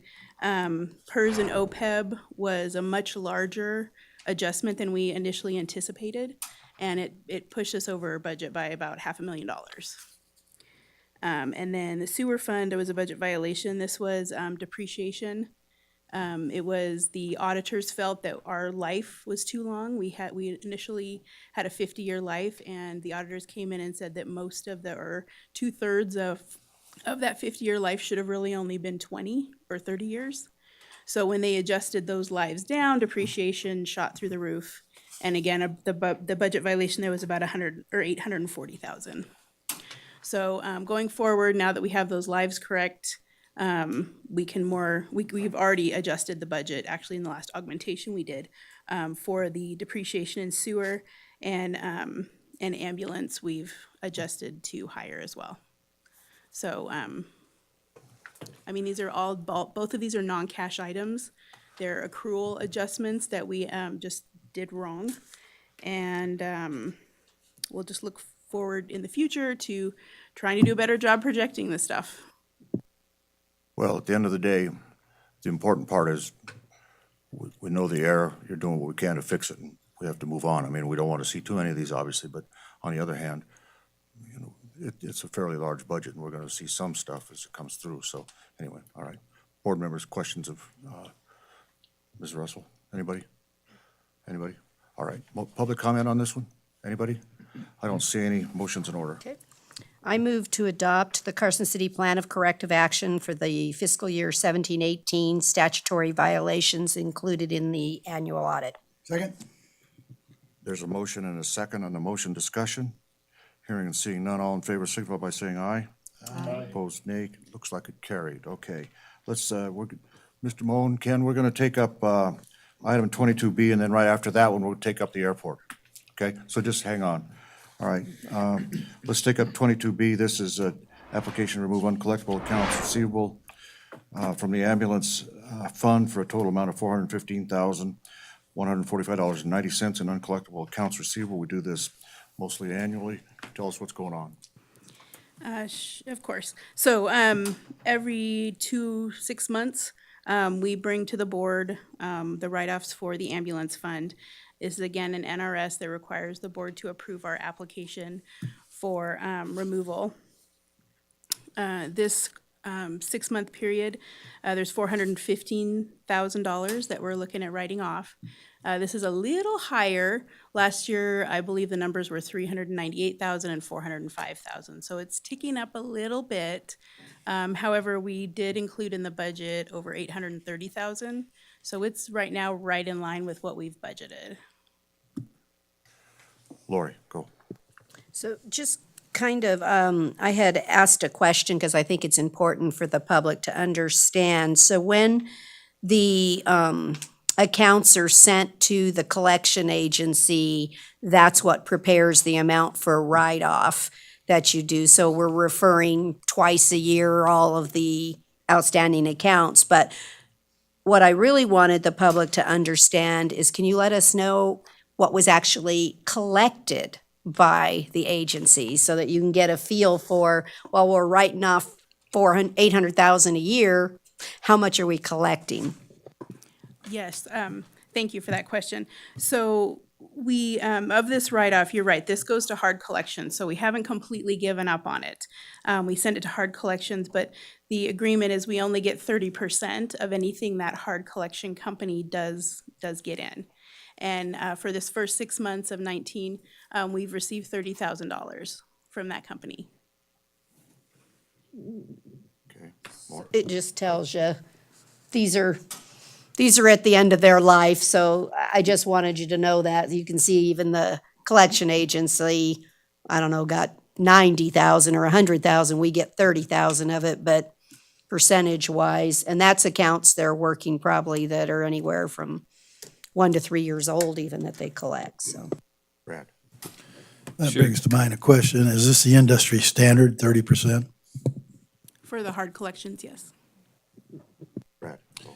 Sherry, it would be helpful too in our packets if you could include a percentage of revenue, the write-offs as a percentage of revenue, because that gives us a feeling over a period of time from year to year, whether we're trending up or down. So, you know, if you tell me 415 is higher than last year, it might actually be a lower percentage of revenue though. So it would be helpful if we just had the percentage. Yeah, that's a great idea. Good point. Thank you. Any other questions or discussion? Public comment? Don't see any motions in order. Somebody want to make a motion? Move to approve the application to remove the uncollectible amounts receivable specified in the application. There's a motion and a second on the motion. Discussion. Hearing and seeing none, all in favor, signal by saying aye. Aye. Opposed, nay. Carried. Thank you. Let's take up the airport one. Let me get back to that one, Ken. Come on up, Ken. Which one is this one? 19A. We'll go back to 19A. This is for possible action to approve an assignment from Sierra Skyways, Inc., the airport ground lease to Mountain View Community Association. Morning, Ken. Morning, Mr. Everything Mayor. okay today? Pardon me? We thought you might have gotten slipped around out there. You okay? Well, no, I did that yesterday. All right, all right, good. No, I was in the dental chair, so it was a little hard to get out, and it was poor planning on my part, but I appreciate the mayor's and the board's indulgence on this matter. Thank you very much. On January 16th, I believe it was, our last Airport Authority Board meeting, we have an item before us for the assignment of the Sierra Skyways lease to Mountain View Community Association. And this item has been originally before the board for the initial ground lease, was dated in December 2017. And one of the conditions of that lease was to allow for assignment for future condo development for this hangar project. And they broke ground on the project, just for a little bit of background, on parcel 219B in June of this year. It's first phase of 3. It's approximately, I believe it's 8 hangars. And so they're preparing to complete the interior. They've got the exterior all up. The flat work will be the final portion. So they're trying to get the final map approved for the condo association. So the board on January 16th did approve this item, and so we're bringing it to you for your approval at this time. It has been reviewed by city staff as well as the DA's office. A couple of minor amendments were made by the DA's office and have been incorporated into the final lease assignment. So that's the item before us. There's no impact financially for anybody at this time. Okay. Questions of Ken? Stacy, are you okay? Go. Ken, this is a little bit off topic, but I think it's germane in the sense that several years ago, when I was still working for the city, we undertook, and this is pertinent to Dan maybe as well, an effort to properly address all of the condominium ownership, literally at street address them properly. And that project started because there was some issues with promptly getting public safety to the correct hangar or to the correct location.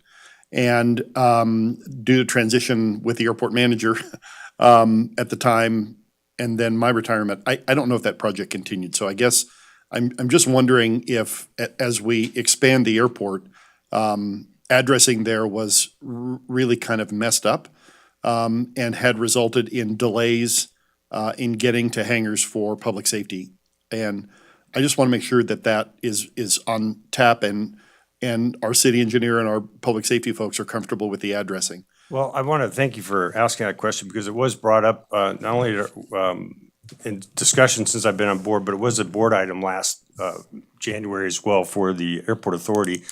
And we did have the city fire marshal attend that meeting and make a presentation, and we discussed that at length. And the airport authority board approved us to move forward with this project. As a matter of fact, I'm meeting with the fire marshal this afternoon to do a final review of the proposal that was presented by the city. We've had discussion with the assessor and the recorder's office to ensure that the hangar owners, that it's not going to require them to go in and re-record deeds and all that sort of thing, but it would just be primarily for a emergency response issue. And so we're going to complete that, then we're going to socialize it with the tenants. And this project will probably be the first to be properly addressed. And then as we go back through and get the older properties properly addressed to the city code and to ensure quick response for emergencies. We know that fire won't be a hard issue to detect, but it's the medical emergencies and those type of emergencies we're more concerned with. And so thank you for that question. It gives us a great opportunity to update the board at this point. Yeah, great. It was, there were some significant delays on some medical emergencies and a law enforcement emergency that I recall. And so I'm happy to hear you're pushing forward with that. I think it'll be great. Thank you. John? Thank you, Mr. Mayor. This is not just a little bit off topic like Stacy's, it's a lot off topic. You should know, Ken, I don't think you were there at the mayor's State of the City address. He called out you and the Airport Authority for great work. And so I just wanted to add, as the Airport Authority representative for this board, I agreed with him completely. Thank you very much for that. I didn't see that, the State of the City address. I was away on a family trip and. I'm gonna say, if you're in a dental chair again, something's wrong. I was just getting the pearly white shined up. All right, all right, all right. Any other questions? Public comment?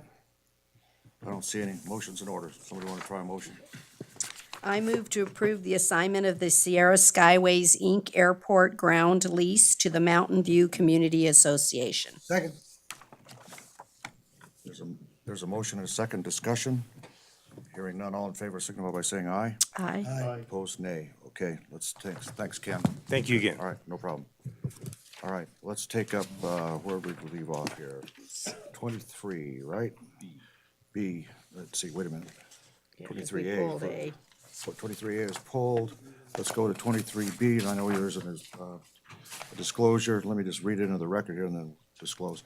This is a possible action to approve and authorize the mayor to sign a water and sewer line participation agreement between Carson City and Nissan, RE LLC, and Carson City for work related to the construction of water and sewer improvements in accordance with approved plans and specifications for 2750 South Carson Street for an amount not to exceed $94,000 to be reimbursed to Carson City Nissan as people come on, I think what you're saying, right?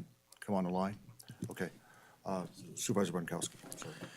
NRS 281A.420 requires me to disclose a conflict of interest and abstain from voting when I have a disqualifying conflict. In my private commitment, I am a partner in the real estate brokerage firm of NAI Alliance Carson City. In that capacity, I represent Bill Miles in an unrelated land investment. Bill Miles is the owner-principal of Miles Construction, who is the general contractor for the Nissan dealership site improvements. Although this participation agreement is between Nissan and the city, and it is unlikely that Miles Construction would be a bidder on the water or sewer line improvements, there is a possibility that Miles Construction could be a bidder or otherwise stand to gain an economic benefit by approval of this agreement. Because of my substantial and continuing business relationship with Miles Construction, it is arguable that the judgment of a reasonable person in this situation may be materially affected. Therefore, I will not be voting on this matter. Any other disclosures? Seeing none? Okay. Tell us what's going on. Yeah, Dan Stuckey, city engineer for the record. So, Mayor, as you mentioned, this is a participation agreement between the city and Nissan LLC for water and sewer improvements that happen across their parcel. As you know, Nissan is building a new dealership off of South Carson Street. We have water and sewer pipes that run across that parcel. The ones that we will be improving have been on our list for a while. It's the same old pipes that we want to replace with new ones. So this is a way to avoid having to go back again after they pave their parking lot, do their side improvements, and down the road, we have to go back and cut up their parking lot and impact their business. We have done these in the past. It's somewhat unique, but we did one participation agreement for water improvements in Overland in 2014. So we somewhat structured it very similar. So the way it works is they'll get 3 bids from contractors. We as the city can select the one that's most advantageous to us, which in most cases would mean low price. So it's competitive. We've put a not to exceed amount of 94,000 on this, which is basically our engineer's estimate based off pricing recently that we've received for similar type of improvements. And then they would build these improvements with their site improvements, and then the city would basically reimburse them for these. So that's the process and how it works. Just a quick question. Does the city have a line extension rule? We do, but this is, it doesn't apply to this because basically, if they have to extend a main to their property, they would be responsible for paying for this. But since the main is already there and it's a condition reason that we're needing to replace it, now if it was a capacity related issue, the cost would be on the dealer or the developer to pay for it. But since it's condition, and it's pretty clear in the municipal code that the city is responsible for paying for those improvements. All right, Lori, go. So I'm just wondering, timing wise, one, why don't we just do this ourselves right now? And then he does his piece. So why don't we just do it? Again, this is how it's been structured in the past, but I believe it's more of, it just complicates things when now you're gonna have multiple contractors working in there, kind of one on the city side, one on the development side to kind of coordinating things, and this kind of puts it under one, I guess, general contractor to kind of coordinate those improvements. So it's just more efficient and effective, I believe, moving through. Okay, then may I follow up? Okay, I got what you're trying to say there.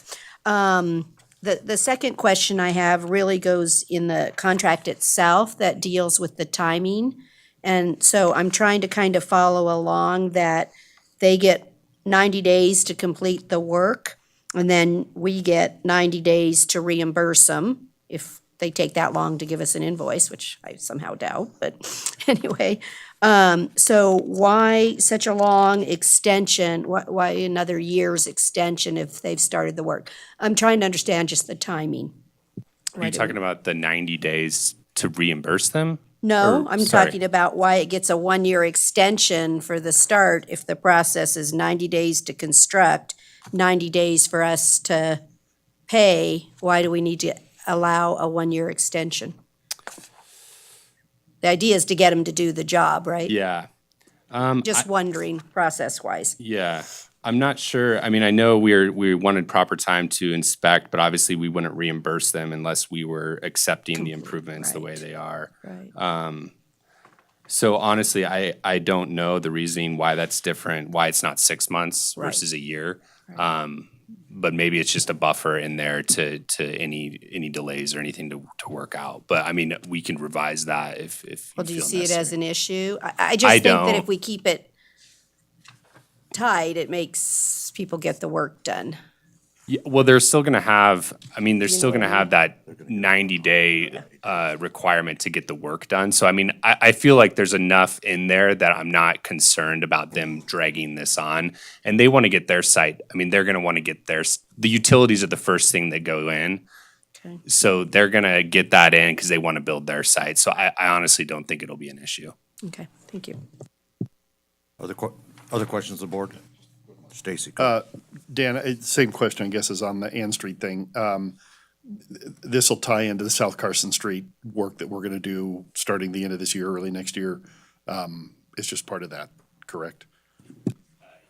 Yes, Supervisor Jeremy. So basically, in that same area within our project limits, we will be replacing some water line as well there. So yes, this is an extension of that, I guess. So when the other car dealerships were built, Toyota, Honda, Subaru, did we have similar issues there where we had to replace water line, or are the lines off of their property and in the street? Yeah, I don't know for answer off my top of head what happened with those developments. I do know, I mean, obviously it's not ideal to have your water mains crossing private parcels. So I think in other cases, we hopefully avoided that. And I think this is somewhat unique. But I don't know the direct answer to your question. Any other questions of the board? Public comment? Anybody? I don't see any. Want to try a motion? Sure. Go. I move to approve and authorize the mayor to sign the water and sewer line participation agreement as presented with reimbursement not to exceed $94,000.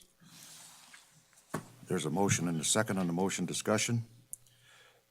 Hearing none, all in favor signify by saying aye. Aye. Opposed, nay, carried. Okay. And one abstention. Thank you. All right, let's take up the HRC annual report. Okay. Mayor Supervisors, Mike Drews, the chairman of the Historic Resource Commission, will be providing the annual report.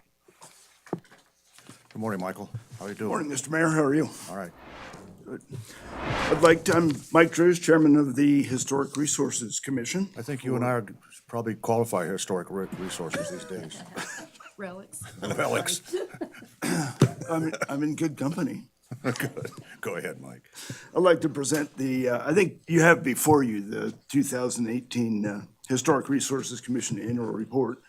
I'll just go over a few of the highlights. Last year, we approved or reviewed 37 applications. 18 of those were administratively approved by the chairman. Most of the administrative approvals consisted of new roofs, fences, things that fit within our guidelines and framework that really don't require the public to come before us and do a lengthy presentation. A copy of all those applications is attached to your report. Once again, in conjunction with National Historic Preservation Month, we awarded our Historic Preservations Awards last year. The Preservation Awards program honors individuals, organizations, or projects that have made an important contribution to Carson City's heritage. We recognize excellence in advancing the goals of historic preservation while providing outstanding rehabilitation efforts. Last year, we recognized Kat Bodenauer, who owns the house at 708 West Musser, for the continuing maintenance and update of that property, as well as Richard Teben, who reconstructed the Perini oven at the end of Fifth Street at Riverview Park. It was a job well done. I think I can't remember the winner of, what was that, 2005, I think, when the weather just demolished that, but he did a great job on that. Once again, with the help of the planning division and the city's IT department, we conducted our historic resources scavenger hunt that looks at architectural elements within the district. And thanks to Karen Naboud and Dell's Restaurant, we were able to award the winner of that with a lunch at Adele's. I'd like to recognize two members of HARC for their efforts there. Greg Hayes actually was the first person who started it. Luann Spolda-Drews has taken on walking the district, taking photos and putting that together, and they really do a great job. 22 participants submitted responses to that program. We also received $12,000 from the Historic Preservation Fund to attend the National Alliance of Preservation Commission Forum Conference in Des Moines, Iowa last year. Both Hope and Lee and one of our members attended that. It was a 4-day session. A lot came out of it. It's a great tool for historic preservation commissions. They all get together. We can talk common problems, common solutions. And the year before, a number of us went too, and it's really a good program. Hopefully we'll get funding to do that again this year. One of the new things in our report is talking about some upcoming programs and ideas that we had.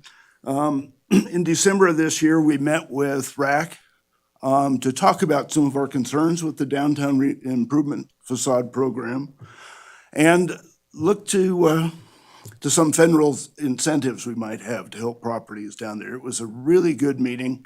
The two of us realized we have a lot of common goals and look forward to working with them to help them get some of these programs started. There's an historic preservation grant that can go to businesses. It can offset some of the costs of rehabilitating historic properties. One of the things we would like to try to do this year is get some money to help them do an inventory of those historic properties within the district, so we can kind of jumpstart that process. The first part of the process is evaluating properties. And we thought it'd be great to give them a hand if one of the businesses would want it, to work with them and evaluate those.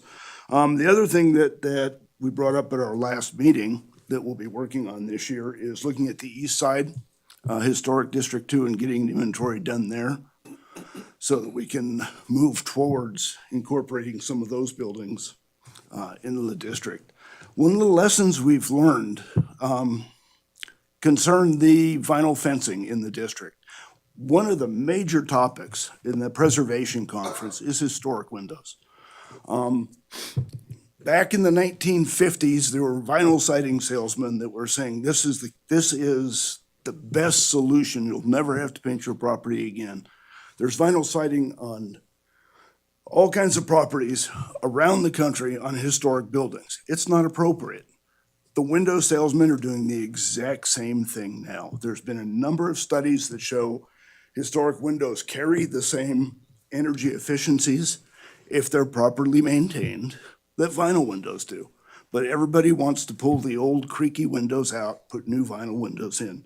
So one of the things our commission is working on this year is reviewing our window requirements to make sure that we're consistent with both our standards, the Secretary of Interior standards, and kind of the whole national standard for replacement of windows. We don't want people just saying, gee, it's cold in my house, I'm gonna replace all these beautiful historic windows without thinking about it and really going through a process. So that's kind of where we are and where we're headed this year.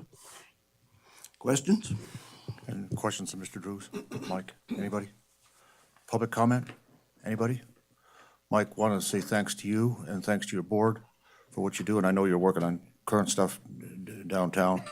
You know, it's an important board that we have, so thanks. Tell your board thanks for all they do too. And thank you guys for all your continued support. I just wanted to make a comment of, I had a really good time. We took the scavenger hunt from last year, took a little portion of it with a group of 10-year-olds and went around and tried to fill them all in and just had a really good time. So even though they didn't participate in the actual scavenger hunt, it was fun to take a small portion of that and really start teaching our children to respect those buildings. So I just wanted to pass that on, that maybe it lives longer than the scavenger hunt. We may actually be modifying that a little bit this year. We're talking about maybe doing a personal approach so that we can give some clues and have people find Abe Curry's house or Datsalali's house and things like that. So we like getting people out in the district, and doing something there's a great way to do it. Thank you, Lori. I just think that's again, just a great idea, because we cheated a little bit and took the children to the right block or section and, look down the block, see if you can see the house. But anyway, good idea. And I think getting the children involved is the way. Brad, you ready? I move to accept the 2018 Historic Resources Commission Annual Report as presented by staff. There's a motion and a second on the motion. Discussion. Hearing none, all in favor signify by saying aye. Aye. Opposed? Carried, I think. Yep, okay. Next, we'll take up item 24 Bravo, and I know there's a disclosure on this. To consider and take possible action on the adoption of an order of abandonment 1 foot wide section on a northern area of West Fifth Street between the easterly right-of-way area of South Curry and westerly right area of South Carson Street for a total area of 170 square feet situated on properties located at 114 West Fifth Street and 418 South Carson Street. Jack's Bar. Aaron? Bank Saloon. Yeah, what is it renamed? Bank Saloon. We gotta get used to it. I know we got Aaron here, but why wouldn't he do this? I mean, so it's 170 feet. It's obviously something that's been there for a long time. Oh, Brad's got to disclose. I'm Great. sorry, Brad. Thanks. I knew You're all trying to that. get me in trouble. Oh, aren't you? no, I'm not trying to get you in trouble. I had it all, I've got my note here, Brad, and then I go, NRS 281A.420 requires me to disclose a conflict of interest and abstain from voting when I have a disqualifying conflict. In my private commitment, I am a partner in the real estate brokerage firm of NAI Alliance Carson City. In that capacity, I represented the Nevada Builders Association in the purchase of Jack's Bar / Bank Saloon, which now stands to benefit from this abandonment if it is approved. Although that purchase transaction has been completed and I am not currently representing the Nevada Builders Association, my commitment in a private capacity to the interest of the Nevada Builders Association by virtue of my past role in its acquisition of Jack's Bar constitutes a business relationship that may be seen as materially affecting the judgment of a reasonable person under these circumstances. Therefore, I will not be voting on this matter. all right. Why wouldn't we do this, Hope? Well, the Planning Commission looked at it on January 15th and agreed with you, Mayor. They reviewed the 7 required findings. They were able to make them in the affirmative, and they are recommending approval. For the benefit of the public, the building actually encroaches onto the right-of-way. The building's been there more than 100 years, and the requested abandonment of a 1-foot width section for that block will not cause any physical changes to that roadway, and it will continue to function exactly as it does today. Thank you. And if we don't, then the city owns part of the building, Just the land. just the land, you know, I guess, but you gotta have land to build on it. All right. Aaron, you want to add anything? Thank you, Mr. Mayor. For the record, Aaron West, CEO of Nevada Builders Alliance, and imagine my surprise, after we moved fairly quickly on the closing of the property, but upon reviewing surveys and documents and trying to pull it all together, we realized that the building does encroach about 9 inches into the right-of-way. Apparently in 1899, their surveying was a little bit off. But obviously, we have a lot of other work to do on the site, but I thought it was prudent to just try and clean up, some of these things. And so met with staff and working with Public Works and decided that this was the easiest and cleanest approach. So I appreciate all the help from staff and helping us get there. I know somebody might ask you this, but let me, at some point during this discussion today, tell us where we are on, people are asking, when's Bank Saloon gonna open? I mean, I've had every lobbyist that comes into town here say, man, we are waiting for that. Right. Come on. So, So our let's say our optimistic, we've set an internal goal with our contractor and our design team of Nevada Day 2020 right now. So we'll see. Hopefully, we've gone through some of the big hiccups. We've got all the asbestos abated from the building. We're unfortunately with winter, it's a little bit of a challenge. But I think we're probably 95% on the design. We're actually going to submit very soon for a major project review just to make sure that everybody's on the same page. And then we can begin demolition in earnest. Unfortunately, and I really appreciate, talking with Mike and the HRC. We spent about 6 months trying to work through the SHPO process and so forth. And unfortunately, it doesn't really, those processes don't really take into account the level of deterioration inside that building. But just as maybe a save the date, and I'll get you guys formal invites, but on April 15th, we are looking to do a groundbreaking, if you will. We want to take advantage of the fact that the legislature's in town, and we're going to show off a little bit of the what's left to see of some of the deterioration within the building, and then we'll have a little groundbreaking and a little celebration after that. So I'd love to have you guys involved. on behalf of all of us, thank you. And John Barrett, excuse me. Yeah, I just want to ask, how cheeky are you to ask for a whole foot when you only need 10 inches? Just a joke.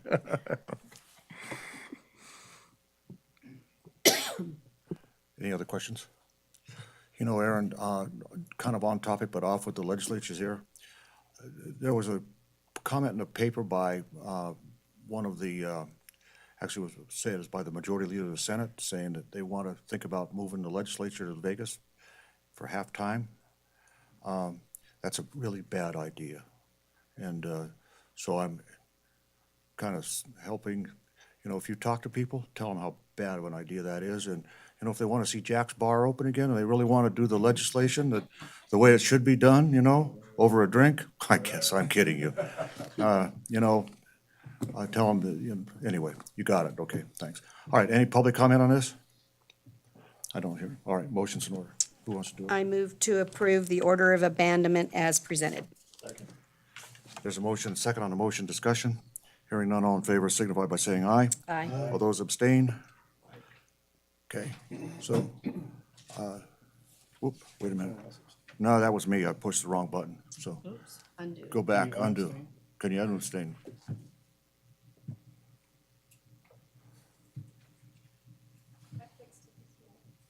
Ready? Okay, fix it. All right, thanks. All right. All right, let's take up,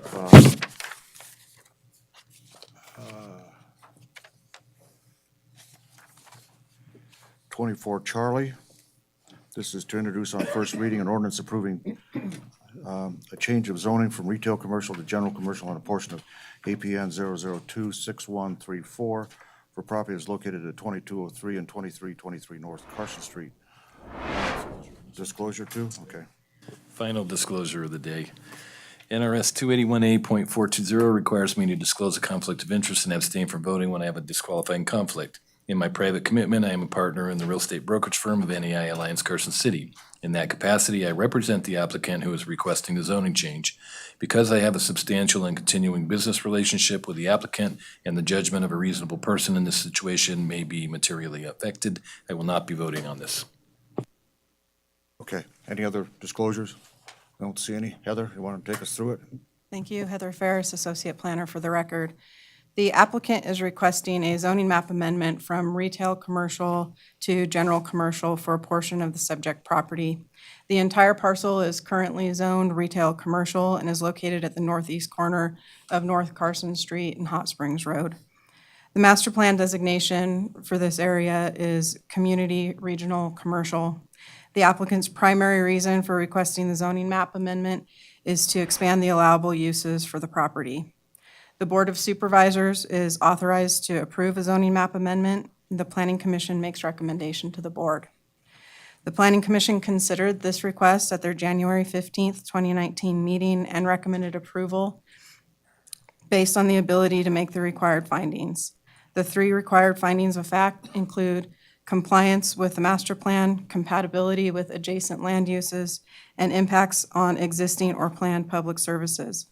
I'm going to focus on finding 2 today. As you can see, the vast majority of the surrounding properties are retail commercial or general commercial. This site is comprised of 3 buildings. The 2 along North Carson Street are both restaurants. The proposed amendment would maintain the retail commercial zoning along North Carson, which is consistent with the other properties fronting North Carson Street. The building to the rear of the property is a strip mall type building that houses a daycare facility, along with a few other retail uses and some vacant storefronts. This is the area of the parcel proposed for the zoning map amendment from retail commercial to general commercial. The retail commercial zoning district is limited primarily to uses such as offices and retail sales of new merchandise. However, the general commercial zoning allows for expanded uses such as retail and wholesale sales of new and used materials, repair and service facilities, and offices. This amendment would extend the general commercial zoning that is located to the northeast of this property while maintaining consistency with surrounding land uses. As I stated, the Planning Commission was able to make all 3 findings in the affirmative and is recommending approval of the zoning map. The applicant, Glenn Burge, is here and may wish to address the board, and with that, I'm available for questions. Glenn, you want to say anything?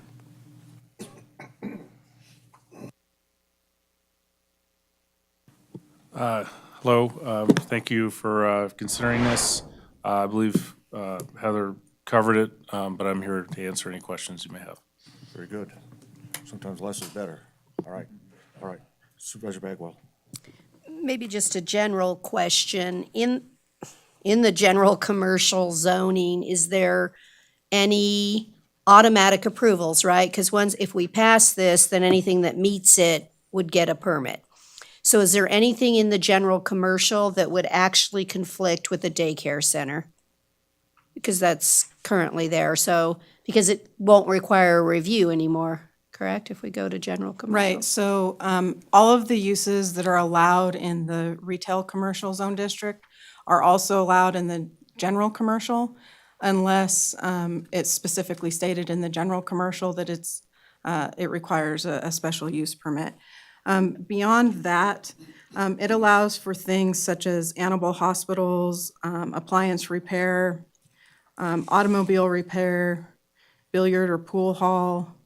That's where I'm going with the question. Is there anything that would really be inconsistent in the general commercial that you wouldn't want next door to a daycare center? Because they'll be able to just draw the permit. I mean, they can just do it without permitting. So there are things like a nightclub that are allowed in the general commercial. It's not conditional. Correct. That's solely my concern, and so, that we need to make sure we're not putting a nightclub next to a daycare center, so. As Hope just pointed out to me, they would have different hours. A lot of those uses have different hours in the daycare, so they wouldn't necessarily be conflicting. But they could be. And my sole concern is there's no opportunity for us to say you can't put X there, because it does have a conflict, and it's not conditioned. I just want to put it on the record, and maybe I have to have a lot of faith in the landlord also to be appropriate in the placement of what's in his mall, that one doesn't conflict with another. But I just hate to see a daycare either pushed out because he gets another tenant now. So that's just my general question. Was that considered and discussed in the planning commission? Because I didn't see any of that in the minutes, so, okay, thank you. The planning commission did receive the list of permitted uses for both the RC and the GC. That was provided to them as late material. It was not in your packet, so we apologize for that. But we did receive that question a lot, and sorry to jump in. But a lot of the planning commissioners, they shared that concern. I remember sitting with the chairman, Mark Sattler, and he said, well, wait a second. And he was very opposed to it initially. And then when we sat down and looked at the list of permitted uses together, he said, oh, okay, yeah, I think this is okay. And there's an automobile repair place across the street, across Hot Springs, which is actually zoned RC. It's non-conforming, was there before. And that was the example. He kept saying, well, we don't want automobile repair there. And so the planning commission, for sure, we had a lot of inquiries from them saying, what does this mean exactly? We provided them with the list of permitted uses. Just eyeballing the allowable uses in GC just now, the one that I do see is the one Heather said, the nightclub. That jumps out as a potential conflict. Having said that, I do think you have a different hours of operation situation there. But again, the landlord needs to lease his building, so hopefully he's not going to put conflicting uses in his building.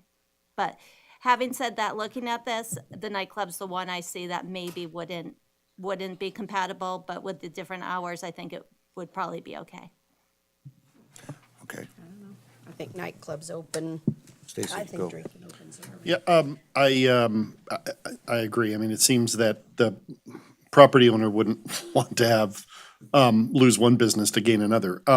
But my question is, I remember in the last year, a discussion regarding specifically tattoo parlors, and I don't recall if tattoo parlors are allowed in GC. They are. So my question is, I remember a discussion that the board had at that time about the allowance of a tattoo parlor specifically in proximity to, I'm going off memory, which is clearly not as good as it used to be, but daycare centers or the like, schools possibly. So did we, in that instance, were they referring to a specific regulation in Title 18 that didn't allow those within so many feet of each other? Or was it just a discussion that at some point when we review Title 18, that we need to consider some kind of a restriction built into the regulation? So I'm looking, and you may not recall the instance, but, so I guess what I'm saying is there anything in there that prohibits it in proximity to a school or a daycare center? Heather Fairskin for the record. Yes, the code does prohibit it within a certain distance. I can take the time to look that distance up, but it does prohibit it within a certain distance to sensitive uses such as daycare centers. And that's specifically relative to a tattoo parlor? Correct. But not a nightclub or a bar? Correct. Okay, so it seems to me that if we wanted that, or if this goes back to the intent discussion we had before, if the board had wanted that to be that way, they would have, in my mind, called it out. And since they didn't, I'm inclined to approve this. But it doesn't mean that, I don't think we should look at that when we do Title 18 review, to have that discussion and sort of address it consistently, I guess is what I'm getting at. That's it. Thank you. Is traffic at that intersection an issue on this matter? The Development Engineering Division did review this, and there were no issues with traffic at this point with regard to the existing or allowed uses in the GC.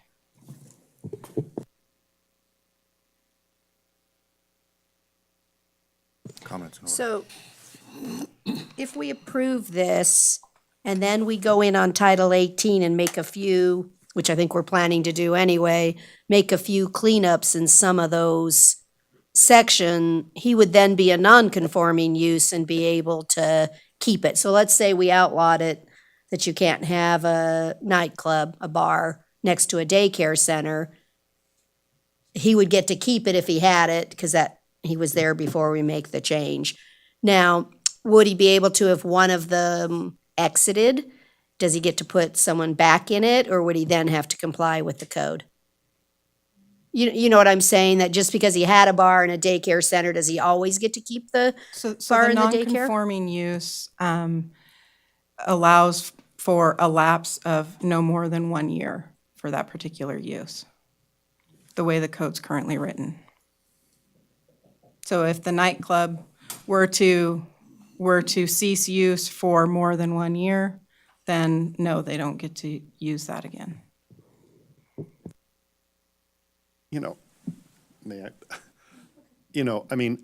If I have a kid and there's a nightclub next to where my daycare center is, and that makes me uncomfortable, I'm not gonna bring my kid there. That's just my comment, so, thank you. We have daycare issues in town, though, not enough daycares. And I'm inclined to say yes and just hope that you'll use judicious approval of tenants. You rest assured, we want to fill the building with appropriate uses, and just to be crystal clear, there is nothing that we're considering about putting a nightclub in this place. So I think that's a purely hypothetical question. There is no consideration of that right now. So I understand that, in theory it could be, but I think that would be a problem with the right next to the daycare, so. I think you're right, Glenn. I mean, for years, I ran a business right next to a bar downtown. And I'll tell you, even though we had different operating hours, what happened if the bar was open until all hours of the night, which you can do in Nevada, the mornings were terrible. And so, and I know you're not considering a bar nightclub there, but just keep that in mind because I can see what would happen on a daycare center if it's there. These kids are coming there in the morning, and from my experience, you see a whole lot of different sides of Carson City in the morning after a nightclub's been open all night. So, thank you. I appreciate that. You bet, no problem. All right. John. Well, I wasn't going to weigh in on this, but I have to note, as we all know up here, we're not making law through ordinance for one set of circumstances right now. we're making it for the long term. Again, we're gonna go into Title 18, but this property owner might not own the property in 10 years. There might not be a bar there for 10 years. There might be a daycare center gone in 3 years. So it's a tough one, but I'm inclined to go along because I'm a private sector kind of guy. Yeah, I think the issue is just what you said, be judicious about it. Yeah, good. All right, other comments, board? Public comment, anybody? Motion's in order. Bill number? Bill number 101. I move to introduce on first reading Bill number 101. There's a motion. Is there a second? On the motion, wait a minute here, let me get fired up. On the motion, all in favor signify by saying aye. Aye. Opposed, nay. I don't think I have mine up here. It's not up yet. Okay. And one, so, Don't have it. there we go. And There what, it is. and what abstention, right? Yeah, not two. Yeah, I didn't poke that. Okay, all right. Let's take up, Thank you, good luck.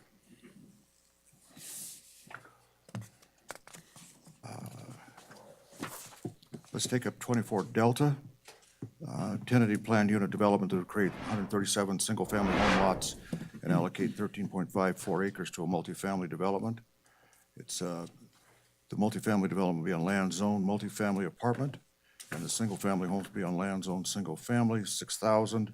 The subject property is east of Interstate 580, west of Airport Road, and south at the south end of Lampa Lane. Hope, you're gonna take us through this? All right. Thank you, Mr. Mayor. Hope Sullivan, Planning Manager. The subject property is a 41.6 acre property located at the south end of North Lampa Lane, bounded to the west by Highway 580 and to the east by Airport Road. The northern portion of the site is zoned for multifamily apartment, and the southern portion is zoned for single-family 6,000. The tentative PUD is, they're requesting a tentative PUD for multifamily development and 137 lots. I just want to recap what the planned unit development means. A planned unit development gives you the opportunity to have flexibility with your dimensional criteria with the exception of density. So in this case, we talked about this a lot during vintage, remember? And we said, okay, they're gonna have their own book of rules. So this book of rules is going to say the minimum lot size would be, for the single family again, is 3,500 square feet with a front setback of 15 feet, a rear setback of 10 feet, a side setback of 5 feet, and a street side setback of 10 feet. The allowable density is 8 units per acre. The proposed density for the single-family residential is 5.5 units per acre. So although we have a smaller lot size, because the PUD mandates a 30% open space, you're actually coming in lower on the density. Vehicular access to the project is proposed from North Lampa Lane to the north, and 3 points of access on Airport Road, Gordonia, Desatoya, and a third location, Airport Road. It was very important to the staff in working through this that we have the connection at Gordonia because that's where there's a stop sign and a crosswalk for the school. The project also includes the 3-acre park, which will be accessed from Airport Road. Staff has actually reviewed this for about a year. And we've had 3 areas that we have sat, and Mike Rayleigh's in the audience with Mike Rayleigh and his client, and really struggled with and got to a point where we could support this project. This is a really difficult piece of land. And so I'm happy to go more in depth. I really want to focus on these 3 items that we struggled with and tell you where we ended up, because I don't want anyone to believe we took this lightly. Supervisor Bunkowski had a question. I dragged out all my paperwork to prove to him how much work went into this. In terms of transportation, it was really critical that we have the extension of Lampa Road and that Lampa Road be built as a collector. We anticipate that's going to carry a lot of traffic, both from Highway 50 over to Airport Road. That was a really important component of this project, and this project includes the extension of Lampa Drive as a collector. Also, as I mentioned, the plans did not initially come in with the connection at Gordonia where the crosswalk is. And the transportation department really felt that was critical if we were having a residential development on this side of Airport Road, that they be able to avail themselves of that crosswalk there to get to school. So those were 2 really important parts of the transportation component. In terms of the stormwater and floodplain, What was really important to us is that detention, if detention's not utilized, that the drainage study must demonstrate the ability of all downstream drainage facilities to handle the increased runoff. This is a really wet site. Nobody is under the illusion it's not. We need this water to get to the river, but we need to make sure that the systems that get it there are sized appropriately so we're not compromising anyone else's property. That was very important. Also, they have to follow the floodplain mitigation plan as presented in November 30th, 2018 letter from House Moran Consulting. So we got that letter relatively recently, right? November 30th, 2018, after working on this for a year. And it was when we got that letter that we got to the point from the stormwater perspective that we felt we could get to a point where we could condition this and feel confident that we had a good framework going forward.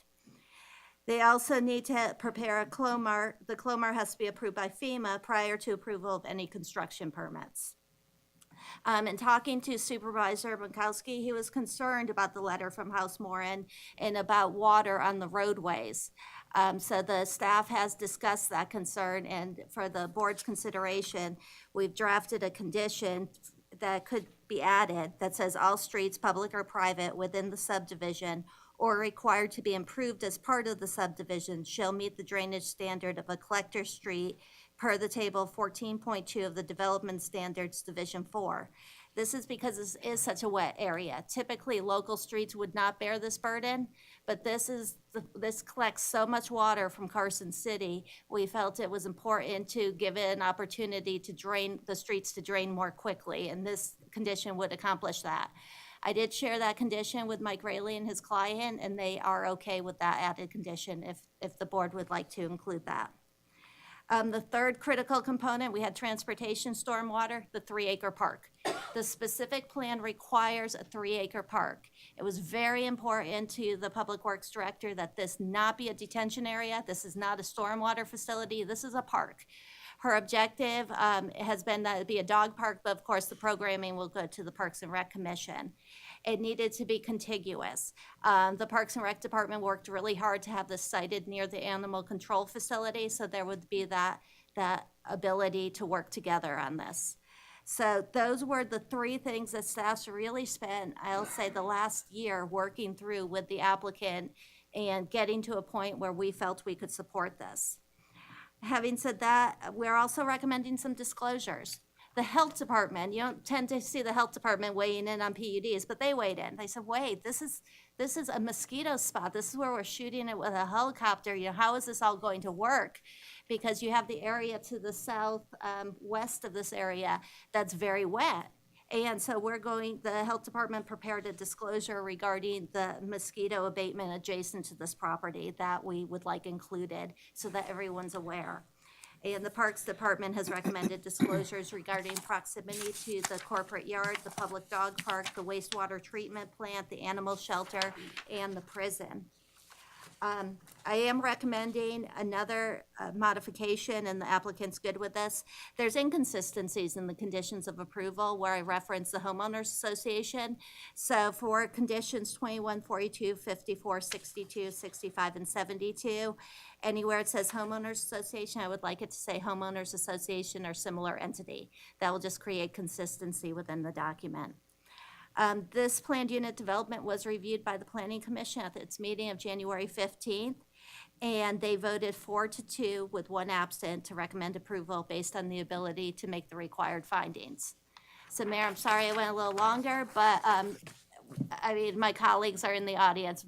You don't even know what we put into this. This was a lot of work, both with the city staff and with the private staff. Mike Raley's present, and we're pleased we were able to get to this point. Thank you. Board questions, Supervisor Bankowski.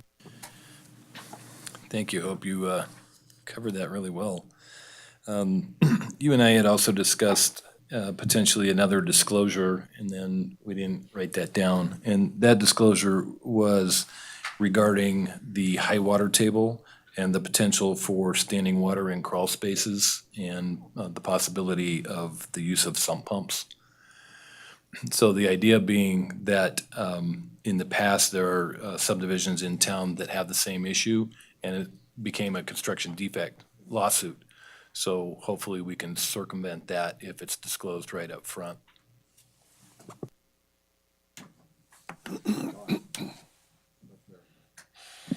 Thank you, Mr. Mayor. I've looked through this twice now. Can you tell me who the minority report on the Planning Commission was? The two negative votes. Hope Tingle voted no, and Paul Eswine voted no. I remember Commissioner Eswine's comments were, and he's present, were although you can engineer it to get out of the floodplain, it doesn't mean it's the right thing. And I think his concern, not to put words in his mouth, were the carrying capacity of that land. Hope Tingle, I think, was concerned by the comments that were made, and I think I include those in the report. There were comments about impact on wildlife, concerns about traffic, about drainage, stormwater. But Hope Tingle and Paul Eswine were the two no votes. Thank you. The floodplain matter concerns me too. I also would point out on page 499, number 6, I'm not sure, but there's a sentence says, additionally, per the development agreement, the park must be constructed and accepted, and I assume that means and accepted. And I want to know, since there is no phasing plan, is this tight enough language?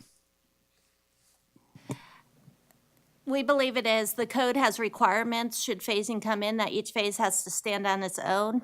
What I didn't go into in my presentation is that this property is subject to a development agreement.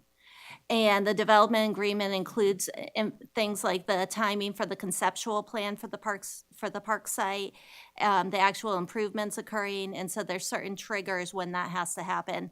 So in addition to being able to rely on our code, we also have a development agreement which supplements the code in terms of requirements. But yes, I feel confident we're in a good place in terms of should they choose to phase, we still will be sound. And finally, I'd ask, was there discussion among staff and Planning Commission on the density here in terms of how much that 40 acres or plus 40 acres can hold? It seems a bit heavy to me.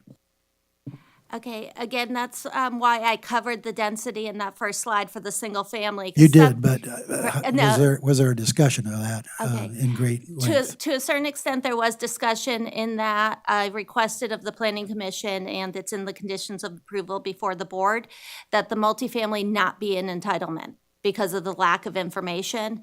And so at the Planning Commission level, what they've approved is a road network that includes the connection to Gordonia, I believe. It was the critical connection through the multifamily, and the single-family residential lot alignment, but they did not approve the multifamily, which then caused the numbers to be reduced.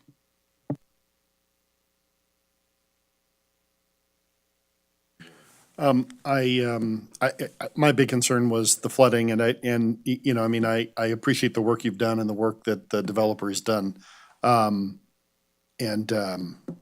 Yeah, I mean, we just know that, and I appreciate Brad's comment. I think that's a very good note to add because I remember the incidents we're talking about in terms of the construction defect and the problems it caused. Regarding traffic, and this was kind of my question, Lompalade as a collector, and I mean, are the homes on? So my assumption is the homes would not front Lompalade. Is that correct? So that, I mean, so my concern obviously is that you have a collector street and they have homes fronted on Lampa Lane. So they're not gonna front Lampa in that portion. What I'll say is there won't be driveways off Lampa, so that Okay. you maintain the capacity of the roadway. Okay, thank you. So my question, I'm going to say I'm really concerned about the stormwater too. Anybody that's been around this last year driving by there, it's not hard to recognize that it's a major collection of stormwater for us, and it's integral, I think, to our entire city's infrastructure for that. So my question really comes down to, while all this is conditioned and says you'll have a report and a study and an analysis and you'll build it and do it all to that level, what's the remedy if it isn't right? You know, that, we're still getting, so is there a warranty period that they'd have to go back and do corrections for 5 years? I'm really concerned that they don't get it right, and now the city's got a true huge stormwater problem. Understood. What, Stephen's not coming up, but anyway, what I can tell you, having sat with our engineering staff for a year, and particularly Rob Fellows, who I don't believe is here today, but we are all so aware of this, and going forward and looking at these reports, that over and over and over again, the report wasn't good enough. It wasn't getting us where we needed to be. And so I know our engineering staff's being really, really super, they're so aware of this, and they're so aware how important it is that they almost, I don't want to say take a conservative approach, but I'm going to say that because I can't think of a better word right now, in terms of making sure we're not harming downstream properties. That is so important, and we heard that clearly at the Planning Commission. We understand that obligation. And the obligation is on this developer to figure out how to get that water to the Carson River. But I'll let my team over here speak. Stephen Pote with Development Engineering for the record. Yeah, so it is very critical that we get it right the first time, because more than likely you wouldn't know there was a miscalculation until it was constructed, at which point it's hard to rectify that. So we will be taking a very close look at it, and that's a big part of the reason that it hasn't come this far yet, is that we weren't satisfied with how they were handling the flood volumes until just recently. Dan Stuckey, City Engineer. I just want to add to, I think you, Supervisor Bagwell, you mentioned modeling and getting it right, and absolutely, and I think Stephen and Hope both iterated that. I do just want to point out, stormwater modeling, the sophistication that it's gone to in the last, I would say, 5 years, it's at a whole new level that we just didn't have the technology and the tools in the past. So I firmly believe that, you know, they're going to use the current state-of-the-art technology to model this. And there's a lot more level of comfort in that. Not to say that, you know, we will be eyeing and reviewing the report. They'll do a good job. But I just wanted to point out that technology has come a long ways as far as, you know, implementing improvements and actually those being, you know, playing out in the future and doing what the model said they were going to do. So is that modeling though to like the 100-year flood, the 500-year flood, right? Aren't there different levels that you model to of how much it has to handle? And so what are they going to have to model to? Stephen can jump in and correct me, but the 100-year is what they will be modeling to, and then they'll have to model for their 5-year, right, as well. But yeah, they'll be looking at multiple scenarios of modeling with their stormwater model. Are they modeling to the worst case scenario Carson City's had? Maybe that's a better, right? Yeah, Have we had I don't know, is it 200-year? Have we had something worse than the 100-year? I don't believe in that, and Rob Fellows would know off the top of his head, I don't believe in that stormwater shed that we've had a 100-year event yet, but the standard practice is you model for a 100-year event. I just want to dig a little deeper into that. So the flood study or the drainage study, is it on-site only, or does it cover some of the surrounding areas to the north and the east as well? They cover all that flow that's coming down. I mean, they're looking at that as far as their impacts. They're including that whole area. So Lampa Creek coming in from the north, but going to the east. And the reason I ask this question is because where my home is has no history of historic flooding. But because of development in the area, starting in about 2007, I started seeing flooding through my front yard. Fortunately, I have drainage that's designed to carry that water through in ponds and streams. But it's not due to the historic drainage, it's due to development. So my concern is that if we build here in a floodplain, we may be able to mitigate on-site flows, But are we looking at the potential impact to the surrounding properties by putting this development here and putting impervious surface in to an area that has always been pervious and is, recharged the aquifer? So I don't know if you can answer that or not, but that's one of my concerns is not, maybe we can mitigate on site, but what are the impacts to the surrounding areas? I'm going to let them answer, but I just want to point out condition 57. This was one of our really critical conditions in this report. And it says the site improvement drainage study must demonstrate the ability of downstream drainage facilities to handle runoff if detention is not used. And I remember when engineering drafted this condition, questioning why aren't we using detention? And they said, because we're so close to the Carson River, it makes sense, and I don't mean to put words in Stephen's mouth, but I feel like we had this conversation. It makes sense to get it to the river. And so that this condition is anticipating that it will be going downstream. And it's clearly stating that the drainage facilities that carry this water have to be appropriately sized. Yeah, Hope hit it on the head. Since we're so close to that drainage facility, it makes sense.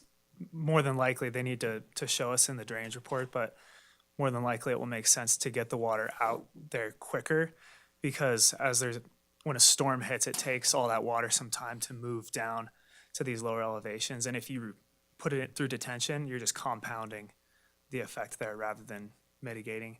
I also wanted to bring up on the flood volume that we're going to be requiring them to have their finished floor elevation of the houses 2 feet above, which is pretty standard across the board. We did that on the west side in Lampa. And so there is a safety factor there, at least with these new homes, that they're 2 feet above that 100-year base flood elevation. So my concern, though, is not necessarily downstream. It's in the existing subdivisions to the east. Will we be able to carry any excess flows from those neighborhoods and channel them and get them to the river? Or are they going to stay in those neighborhoods because the existing storm drainage improvements can't handle additional flows? So your question is basically, will those adjacent neighborhoods benefit from the stormwater improvements that this development is incorporating? Or the opposite, will they be impacted negatively? Yeah. Well, I think it kind of goes with the condition that Hopes brings up, is that's downstream areas, but also not negatively impacting surrounding areas as well. And also, I mean, did you want to talk about the mitigation, the flood volume mitigation that is that? Okay. I mean, the point, I think, is the condition is it's not adversely impacting adjacent properties, downstream properties. So yes, they will be required, not whatever they're generating, their side impacts should not adversely impact others. So my concern is that condition 57 says downstream drainage. Could we change that language so that it says surrounding? Because I'm not, like, I understand that we can handle the downstream drainage. It's drainage to the east that I'm concerned about, because that's already built out. That storm drainage system is already built out. And if we're impacting a floodplain, is it gonna push water into those neighborhoods, which is then just gonna flood those streets? And which is not downstream. Yes. I believe our municipal code speaks to adjacent properties as well, but I mean, we could clean that up. I mean, Right, I think 57, in response to Supervisor Bunkowski, could say the site improvement drainage study must demonstrate the ability of downstream and surrounding drainage facilities to handle increased runoff if detention is not used. Yeah, that would be what I would be looking for. Thank you. Yeah, we had other building done in floodplains.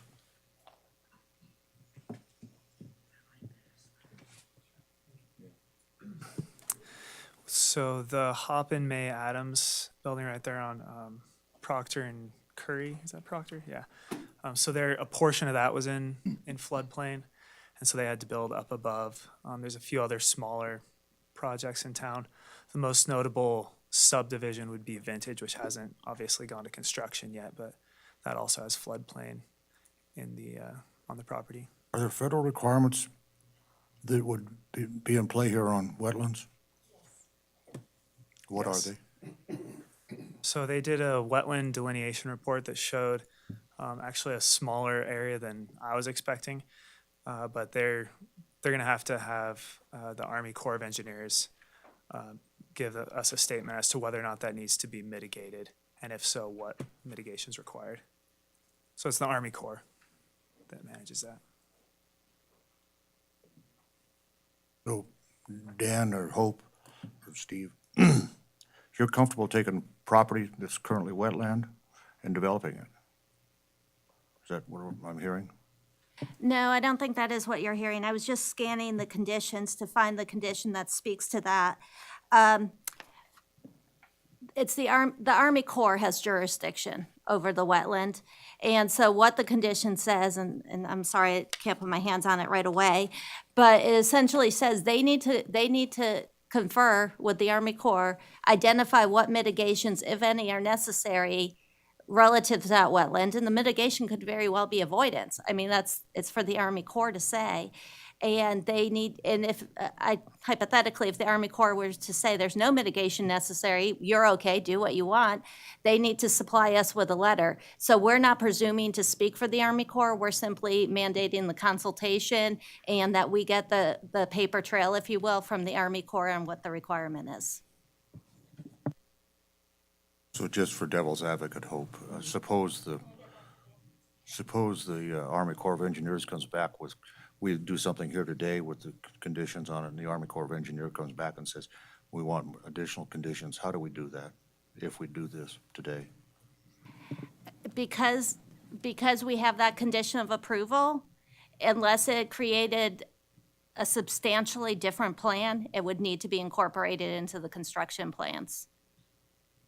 We will not issue any construction permits absent correspondence from the Army Corps. And then the other thing, which is a little off topic, but I just want to mention, they also will not be allowed to bond for any of the Clomar improvements that are necessary to address the floodplain. That has to happen. It may not be bonded for.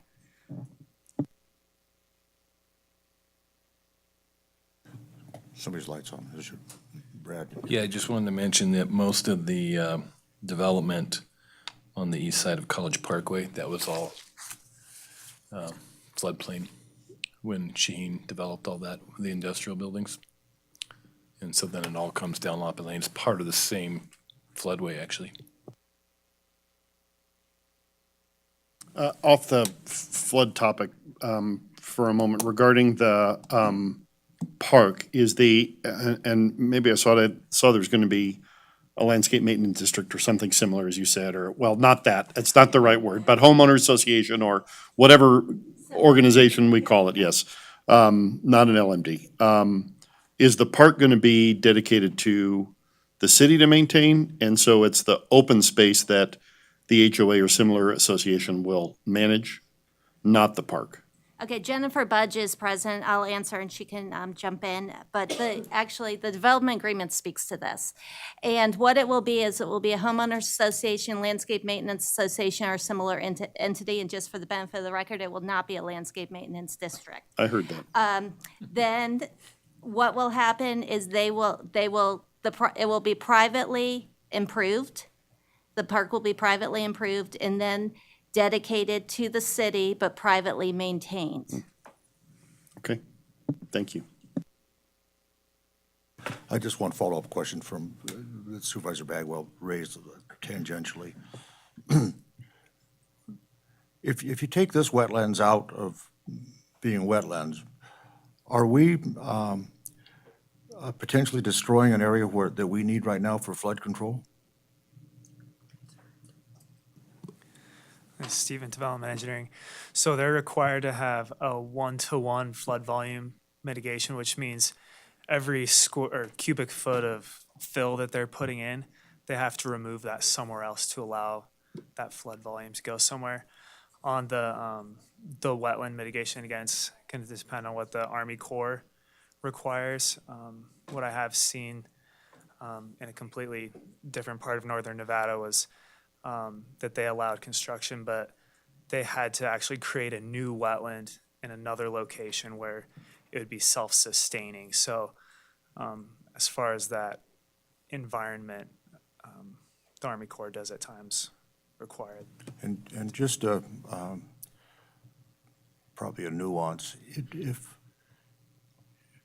does a condition require the builder to comply with the Army Corps of Engineers findings before they can turn dirt?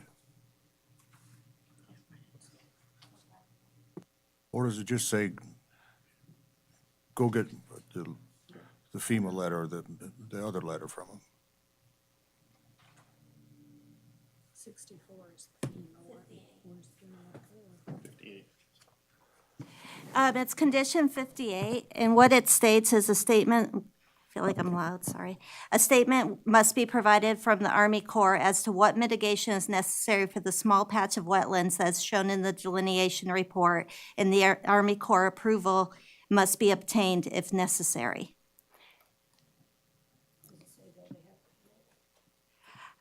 It does not include a timing element. We would typically do that prior to issuance of any construction permits. We could certainly modify that condition to say prior to the issuance of any construction permits, a statement must be provided and so on and so forth. Also, I'm wondering out loud, listening to the conversation, if the board has a preference for protection of the wetland as opposed to off-site mitigation, in which case, if there is a preference, we could certainly say the city's preference is if the Army Corps gives options in terms of mitigation. I'd like to think about that a little bit. Supervisor Brankowski. Yeah, we might want to leave that to the experts. Going back to Stacy's question about the park, what's our recourse, Hope, if the private maintenance is not following our development standards, or Jen can handle this? We'll let Hope off the hook. In the past, we've had the ability to be able to step in on behalf of the city and implement an assessment against the homeowners. Is that going to be a similar situation here? Jennifer Budge, Parks and Recreation Director. That's a great question, Supervisor Bonkowski. We're following the model that we followed with Vintage, and it's very similar to Collin Ranch in Reno, Saddlehorn, and a lot of other arrangement throughout northern Nevada, where they will have a homeowners association or whatever they want to call it. To maintain the park, it will be always open and available to the public. Should the HOA go under and cease to exist, whether through bankruptcy or other means, then we would implement an LMD and we'll have a deed restriction requirement within that subdivision to take that over. What if they don't go bankrupt and they just aren't maintaining it to our development standards? So we'll have the development agreement, and then we'll also have a maintenance agreement for the facility, and then we'll have level of service requirements based on city standards. And then if they default on that, there'll be provisions in that agreement to step in. Would you show me on the map where the Army Corps described some wetlands there? Where is that?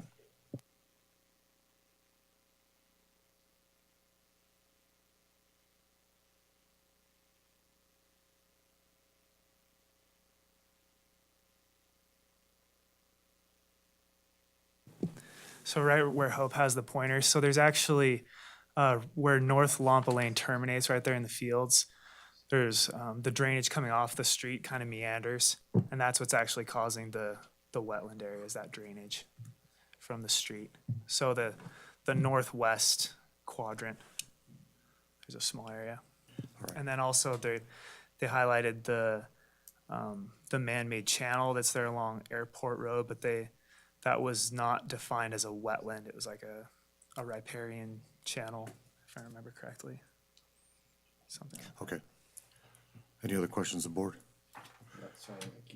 Sorry. The existing Port Lampa Lane, is that sufficient to handle the increased flow, or will they be making modifications to, was that in there that I missed? So the conditions do require modifications both to the street section, and we also speak to drainage, although we leave that a little more open-ended because we just need a little more fine detail to determine what's But a needed. good portion of that Lampa Lane south of 50 is not in good shape now. Correct. And that is a condition. You're saying, Hope? It's not. The drainage, it's that drainage thing where it says that. Not the road. I'm talking about the road condition and the road capacity. The road condition and From road capacity. 50 south to where this subdivision starts. That condition handy? Actually, we talked about that, so I'm glad you're asking that question. We talked about whether or not it made sense to include as a condition of approval for this PUD to improve the offsite portion of Lampa going north to 50 to a collector standard. We looked at the width of the right-of-way, and we don't have sufficient width of right-of-way to achieve that. There is a portion that will get improved, but I'll let Stephen speak more specifically to that portion while I look at the conditions. But I think your question is, are we having that portion of road improved? And the answer is no, there's not a condition of approval relative to that. But we did look at it and just didn't have sufficient right-of-way. Okay. Yeah, so there's new sidewalk and I believe some new pavement on the west side of Lampa, and then it ends before getting down to the project. So the condition requires them to 56. The pavement section on North Lampa Lane, north of the project, must be widened to meet the minimum width for an urban local street with 2 travel lanes and bike lanes. And this section of roadway must also be signed and striped for a bike line and signed no parking.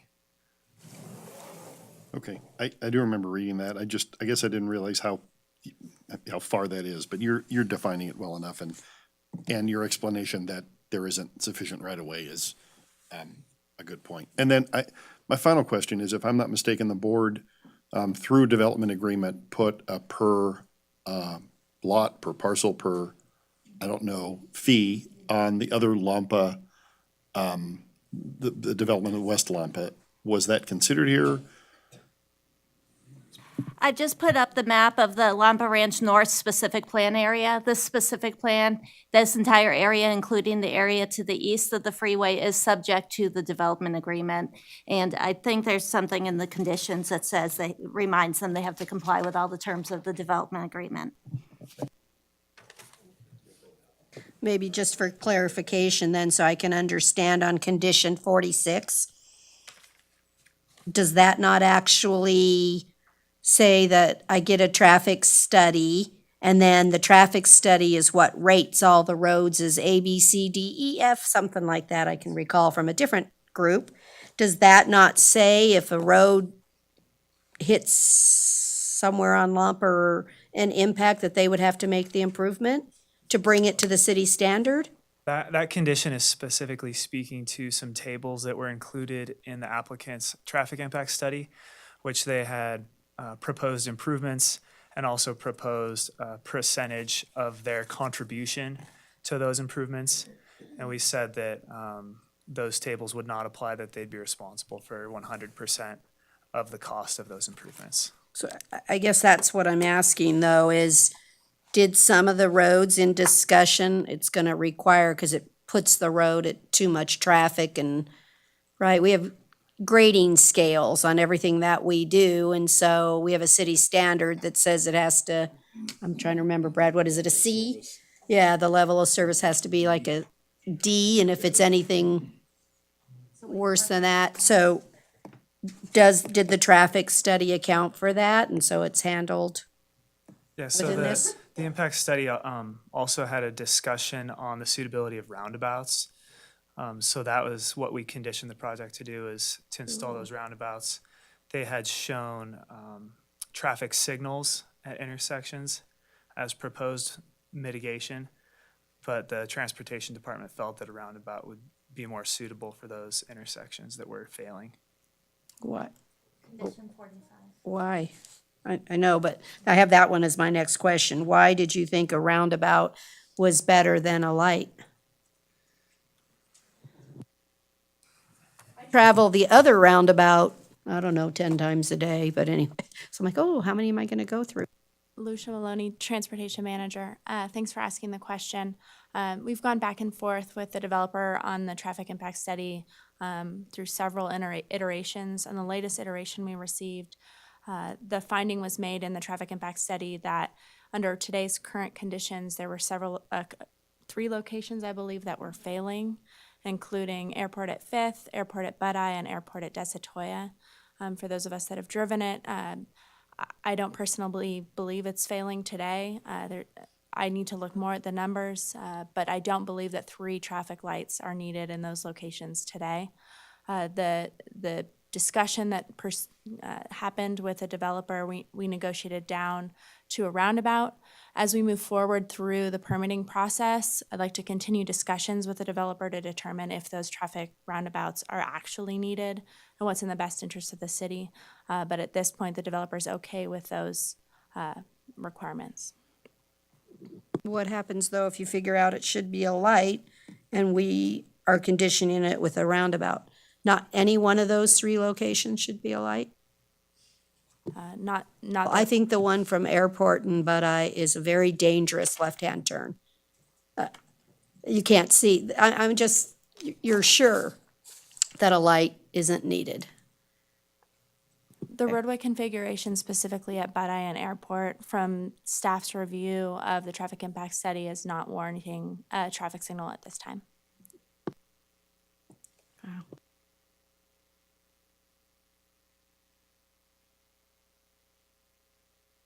I'm done. I forgot to. I actually think roundabouts work better, especially in a situation when you don't have good visibility, like down on where Snyder meets Carson Street. That would be a good location. Same with Airport and 5th Street. That is an intersection where, because it's so close to the existing roundabout, which used to be a stop sign, that it meters the traffic out coming west on 5th Street to where you can't get off of Airport Road because it's just a consistent car coming along every second, right? And I actually got T-boned at that intersection by somebody who ran the stop sign on Airport to get out on the 5th Street. So I think that's an excellent location for a roundabout. So I would think that roundabouts on all 3 of these would be fine. But can you point them out on the map, the 3 locations where the roundabouts are proposed, so everybody can see it? So Desatoya, where the mouse is hovering, and that road, so that's where Lampa will turn the corner and come out. Desatoya, continuing east, goes all the way through to Fairview. Realistically, in the next 5 years, Desatoya will need some work. If you've driven on it, it's severely alligatored, the pavement, it's failing. But that's a great connection across to Fairview. The second location is at Butteye. It's a really tricky roadway geometry. There's a hill there, there's sight distance issues. And when we looked at it for a signal, frankly, it wasn't making sense. It wasn't the right traffic control device. And then the third location is further south on the map, not in that zoomed in one, but at Airport and 5th Street.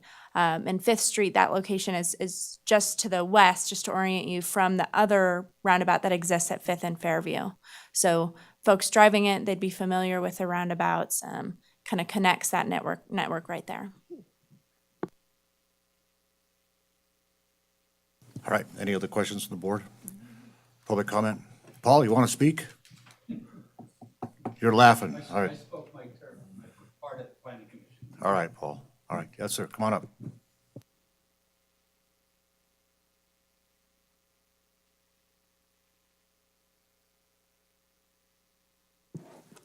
First off, my name is Michael Bell, and I have a property east of the Mexican Ditch Aqueduct, and it's about a little over 66 acres. But more importantly, it captures all of Eagle Creek from the aqueduct down to where the Army Corps of Engineers, or close to where the Army Corps of Engineers ditch finally starts. A little bit of history. We've had the property since '63, And in 96 and 97, when we had the snowstorm and then the rain, we had, everybody knows that we had a god-awful amount of water coming through. It caused a fair amount of erosion to that Eagle Creek.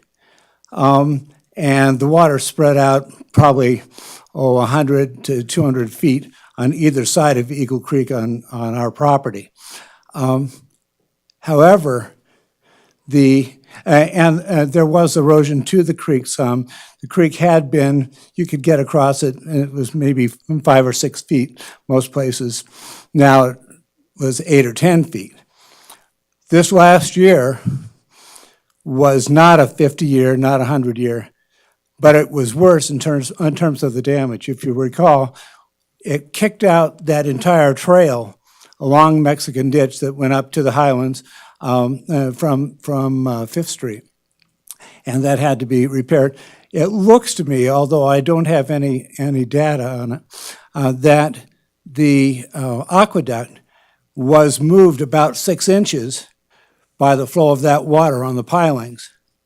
And we had some question about the durability of it. It seems to have stabilized, but I sure am wondering what's going to happen in the future. Supervisor Bonkowski brought out the impermeability factor. That's my biggest concern.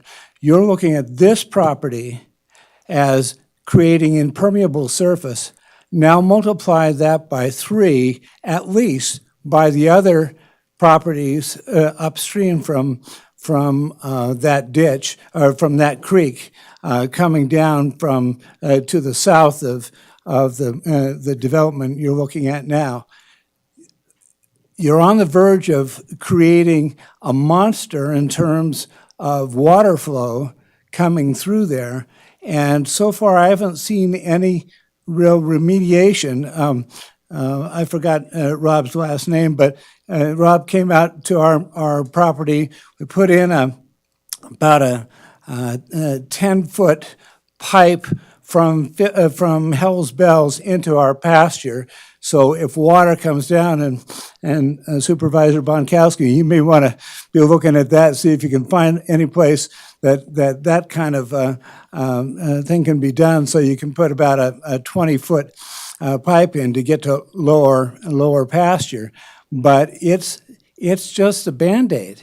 You are going to have just you've approved, and there have been built 4 or 5 houses right on Hell's Bells, right on the curve. Those are going to create an impermeable surface. They do create an impermeable surface. You're going to have significant runoff there that, when added to everything else, is just going to make the problems significantly worse. I take no stand on the development. That's for the experts. But I can say, just based on our experience, by the way, the ditch now, the Eagle Creek now is 20 feet across, where it had been 4 to 6 feet, then it was 7 to 8 feet. This last year, just carved it out. Now, I got some, when we had the fire up on the West Hills here, one of the folks whose house was destroyed had to find some place to put the concrete. I said, I'll take it, so that I could put some on some of the banks of Eagle Creek to reduce the erosion. Well, there's only so much that a 40 or 50-year-old backhoe can handle in terms of getting that concrete there. But you really need to think of what you want to see on that Eagle Creek coming out, and you're reducing the size of the wetlands by half and expecting it to handle the same load.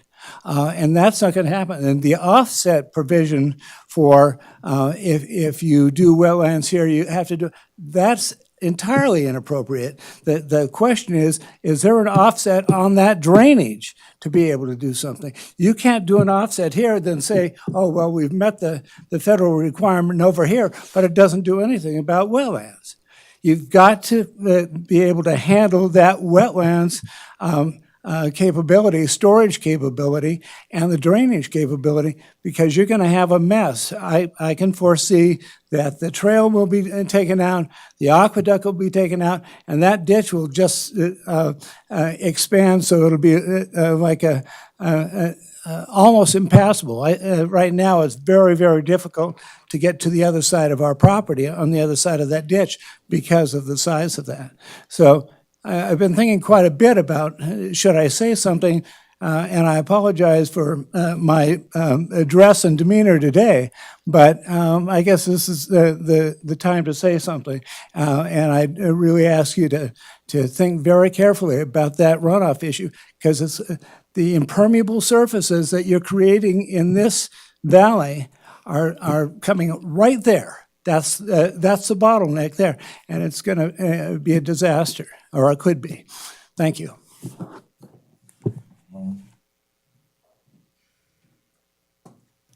Want to address that issue? Anybody? Yeah, Stephen Pote again for the record. So yeah, just to reiterate, I think the two main points that I heard there were the flood volume, and also that there's a portion of that that's not on site, and also the use or lack of detention. So again, on the flood volume, and really on both these, we just need to take a hard look at it and make sure that it's going to function how it's supposed to. The area that they're looking at using is mostly on site, and then some off site that's very close to the site.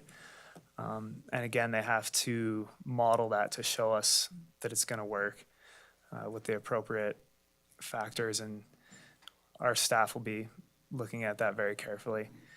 On the detention, again, they have to show us that they're not going to hurt downstream properties. Yeah, there's a lot of assumptions they have to make in that analysis, and we're going to be taking a close look at that also. If I may, Mayor, Board of Supervisors, Hope, would you put the map up that shows us all of Lampa, please? So I'm probably stating the obvious, but everybody else has spoken, so here I am. We will be, this same exact discussion is coming when we do the west side of Lampa, because probably 50% of that over there is in the floodplain as well. So what's being discussed today, it's appropriate and it's accurate, but it's not just to this particular site. It's on the other side of the freeway as well. So the repercussions, I think it's important that it's not a micro decision that's being made here, but it's what's going on with the whole site, because so much of it is currently in the floodplain. So these same similar type conditions would go over to the other side too, and the outfall, the same discussion, the same happenings would happen there, is what we're discussing here today too. So I'm torn on the flood issue. I mean, help me get a level of satisfaction or level of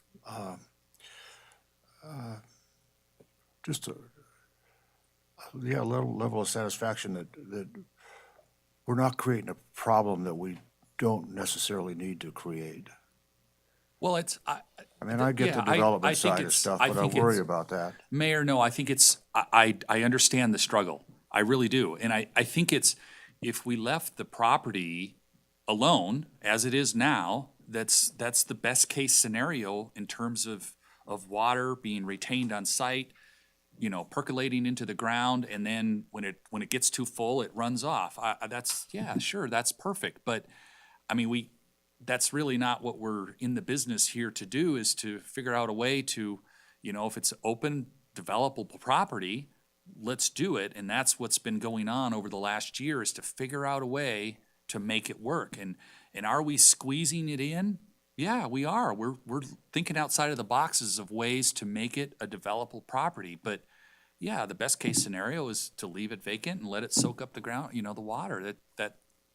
That's true. But I don't know if can we stop there? And from staff's perspective, we got to figure out a way to make it work and bring it forward. But if you step way back high up and look at it, You know, we'd love to have this whole area be open and wetlands and soaking up the water, but that's not a decision that we can certainly make at staff level. And then if we can't, what do we do to mitigate the impacts to surrounding and downstream? And the gentleman who spoke, it's very true. If we're putting additional water into that creek, it's going down. That has to be mitigated as part of this development. We have to look at that, and that will be brought forward in reports in terms of what additional water is it causing, and how is that being mitigated so that it doesn't affect people next door.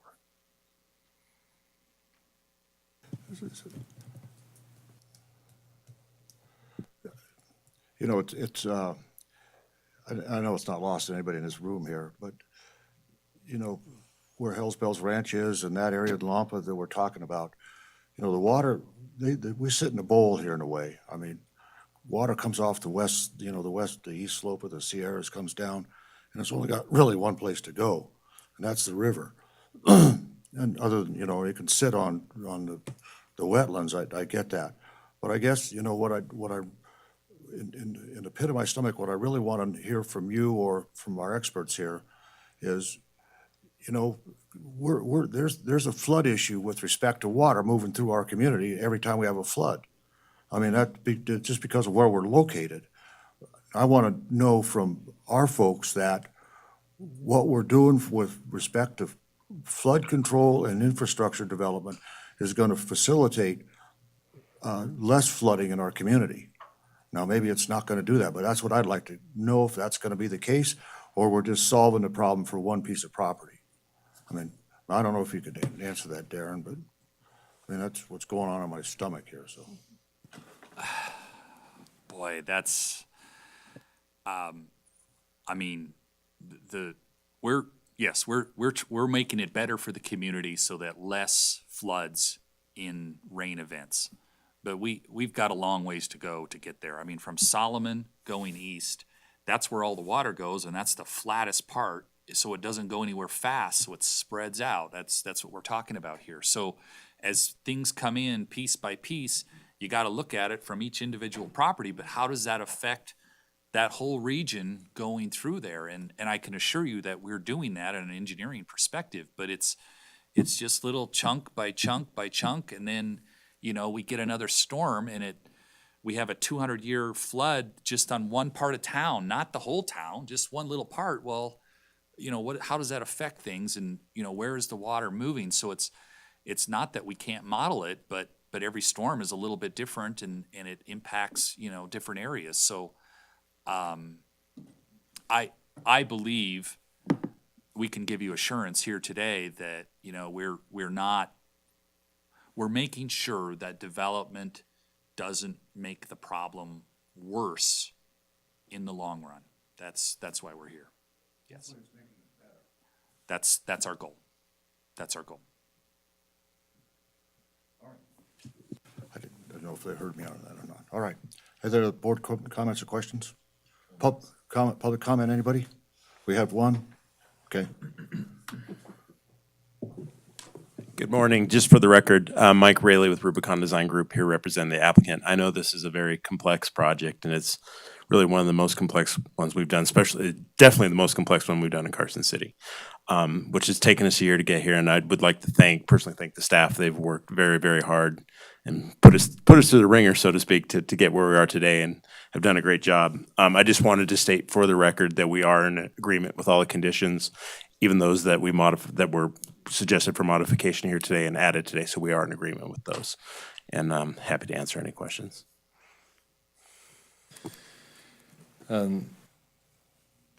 Mike, at what point does mitigation become so expensive that you can't build here? I mean, you know, we're looking at this, as you said, it's very complex, and we're talking about, okay, if A, then B, if B, then C, C to wherever. Are you guys prepared for this? I can tell you that our office is not completed, but the RED LTD, that project has done some financial modeling and market analysis, and they feel that it makes sense for them. So.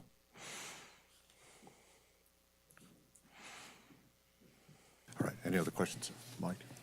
I don't see any. All right, thank you very much. Thank you. All right. Any other public comment? Anybody want to weigh in? All right. Well, board, this is what you get paid the big dollars for. So anybody want to try a motion or whatever you want to do? Go. Comments or no? Couple comments. First, I think the wisest words that we've heard here today were Paul Espline's when he said, just because we can't engineer development out of the floodplain, doesn't mean we should. This is a tough one. Our staff is great, and I trust them. I'm really struggling with this one. We ask them continually to think outside the box. They've spent a year. They've done exactly what we asked them to do. They've come here with solutions. And so now it's incumbent upon us to decide whether in the long term this is a good idea or a bad idea for the city. And I'm not sure that I have that answer yet.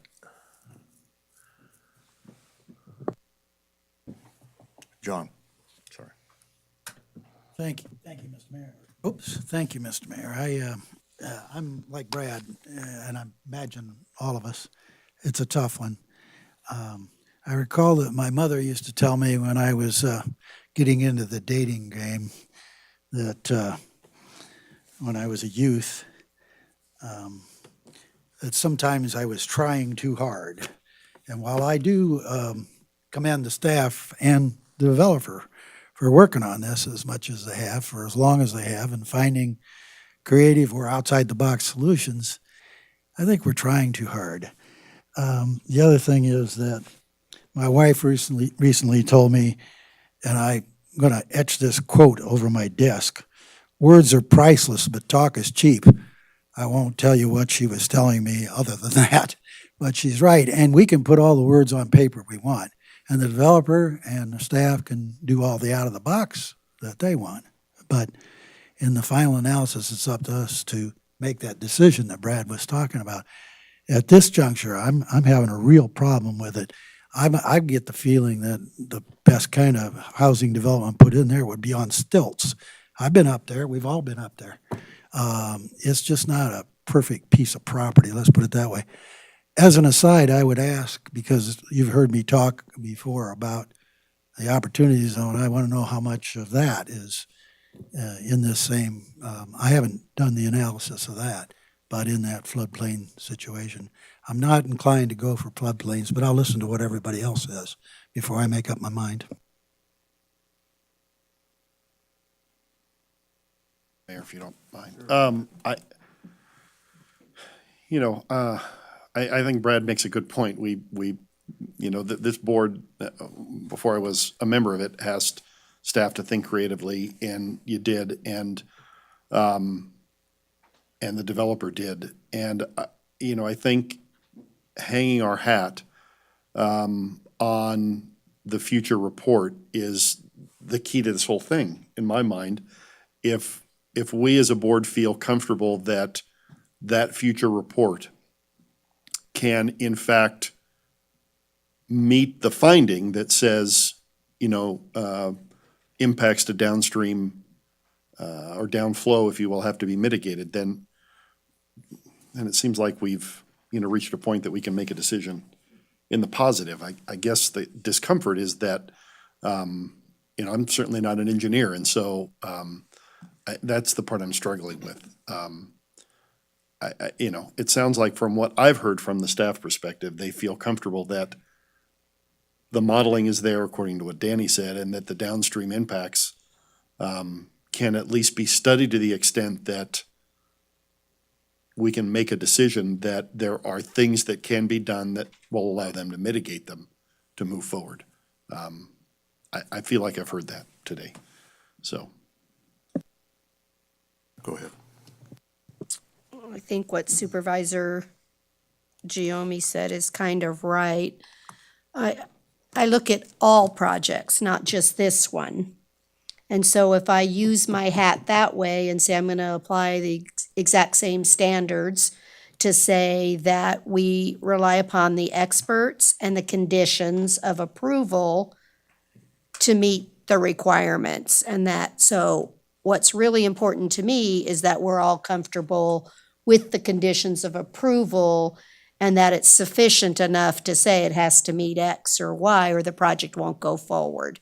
And so maybe we just make sure that what we're going to amend in those conditions that we talked about today, that I hear them again to make sure there's nothing we're missing, that it's strong enough to do just what we're talking about, because I want the staff to have the ability to say no.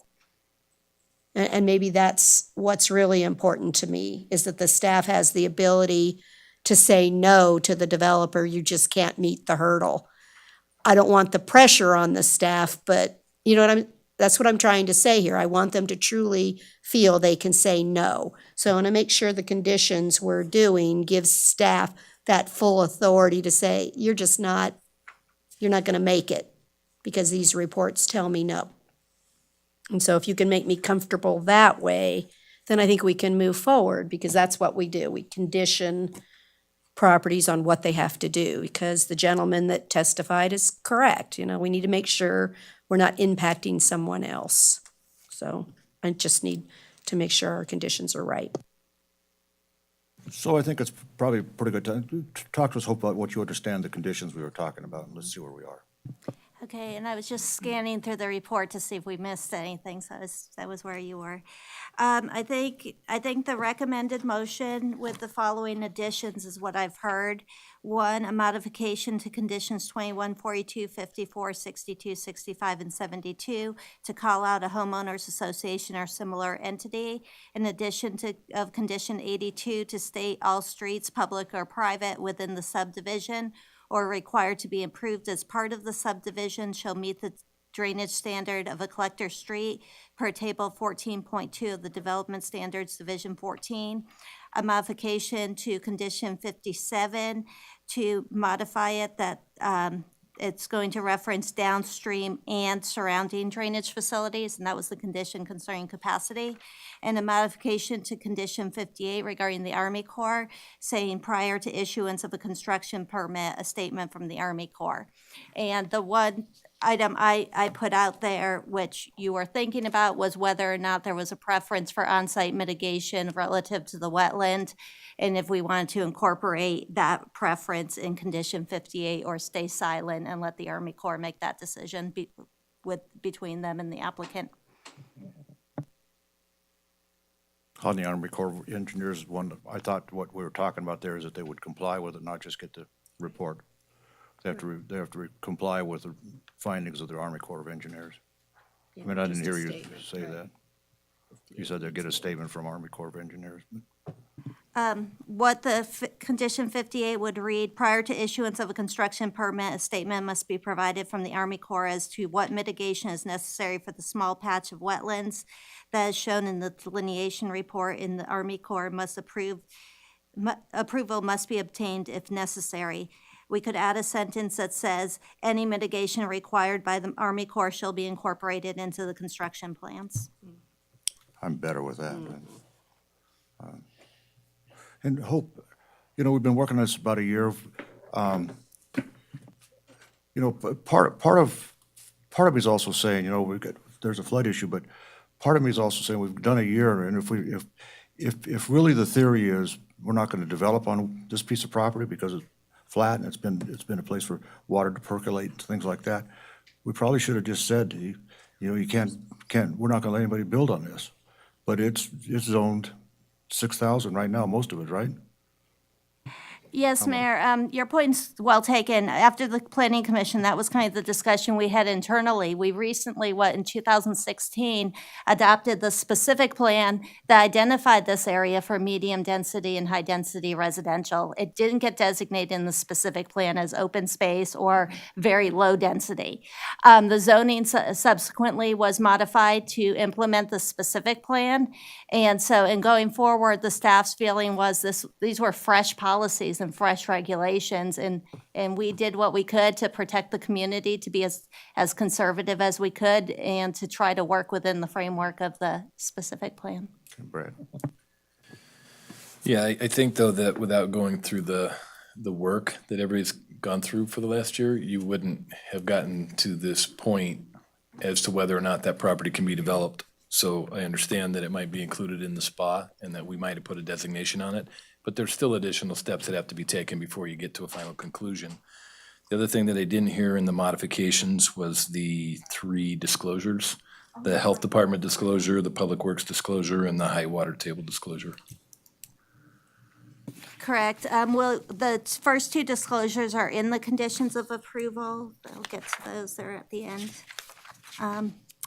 On 79, we can add to that disclosure, there shall also be a disclosure relative to the high water table and the impact of a high water table on future construction on the property, and we'll have to wordsmith that.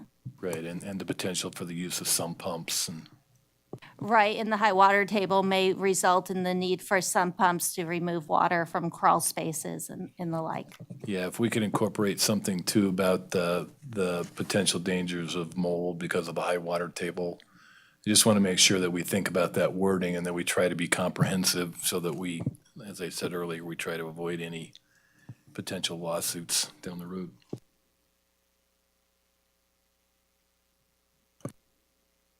My home was built in 1935. It has a sump pump. Yeah, it does. My home was built in 1935, and it has a sump pump built in the basement. Yeah. So do all the homes around there in Sunset Subdivision. They got sump pumps there, and they really work. They really work. Yeah. Anyway, all right. Any other public comment? Board, we're going to try a motion, see if we could do a motion to approve with the conditions, and then we'll see how that goes. If it doesn't go, it doesn't go. I mean, this is one hard one, so we'll see what happens. So somebody want to try that as a motion, and then we'll see if that gets what that gets, or where it goes, or we send it back for another discussion. Let me give a shot at. I move to approve TPUD-18-010, a tentative plan unit development known as Lampa Ranch East, based on the ability to make the required findings in the affirmative and subject to the conditions of approval recommended by the Planning Commission, with a modification to condition number 1 to state the tentative plan unit development may not utilize land identified as APN 010-542-01 and 010-036-05, as well as modifications to conditions 21, 42, 54, 62, 65, and 72 for continuity of language. Condition 57, condition 58, condition 79, and condition 82 as read into the record by the Planning Department. One try. All right, there's a second on the motion discussion. John. Well, I want to commend everybody who's participated in this process. All those conditions just remind me of what I said earlier. Sometimes we're trying too hard. But I think this may be in as good a shape as it can get, although I'm still very worried about the impervious surface in the down and adjacent areas. I have watched government work all across the Midwest and West all my life, and one of the hugest problems I've found on local level is the problem of drainage and impervious surfaces. And I'll add this because I've lived in 4 state capitals, impervious surfaces called roofs that are owned by government buildings, and so you don't get any taxes off them. But that's another story. I just cannot vote for this because I believe when we build in a floodplain, we just ask for trouble, even when we put so much work into it. And again, thanks to everybody for working so hard on it. If it passes, I sure hope it works. And I really encourage the developer's representative to convey to the developer, if it passes, that they need to think about everyone around them when they build. That's why I'd probably put them on stilts. Go. Yeah. And I'm going to vote for this, but I just want it clear on the record that staff has the ability to say no.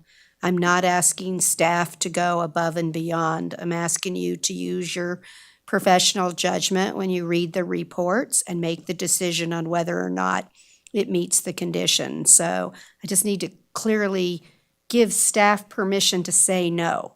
This isn't just because we're going to approve it, mean you got to do everything you can to make it happen. I want you to do the right thing. So just put it on the record. Brad?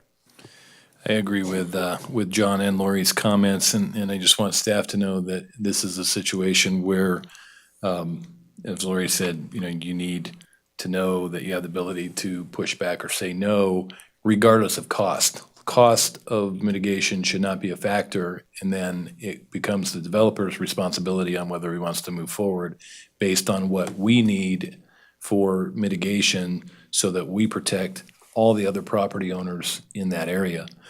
So for me, that's the only reason that I am choosing to vote for this item, because I trust staff and I trust you going forward to draw the line when you need to, regardless of cost. Cost should never enter the equation.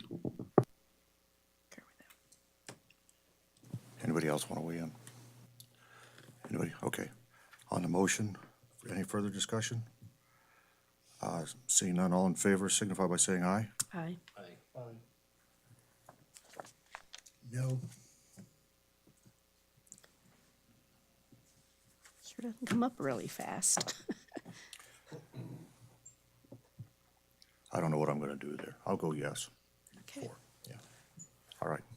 That hard one. We have a quick break, or are we almost done? No, we'll take a break here for 10 minutes and use the restroom, and then we'll be back. All right. Be in recess for 10 minutes.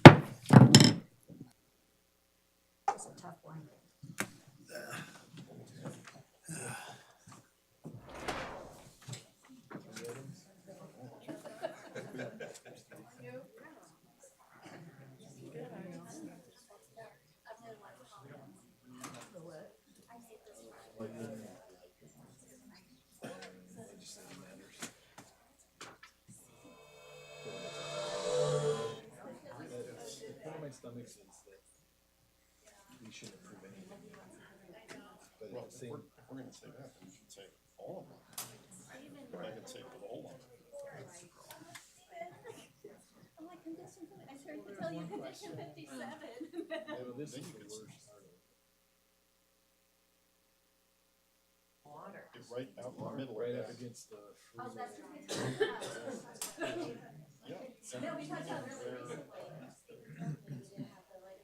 Yes.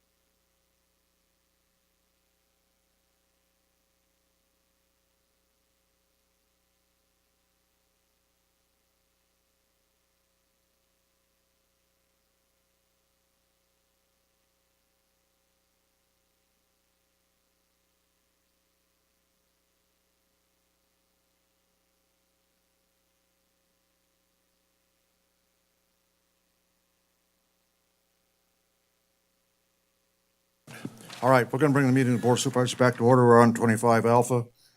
This is possible appointment of Paul S. Wine to the Planning Commission for a 4-year term ending December 31st, 2022. Why wouldn't we do that, Paul? All right, we'll entertain a motion to appoint Paul.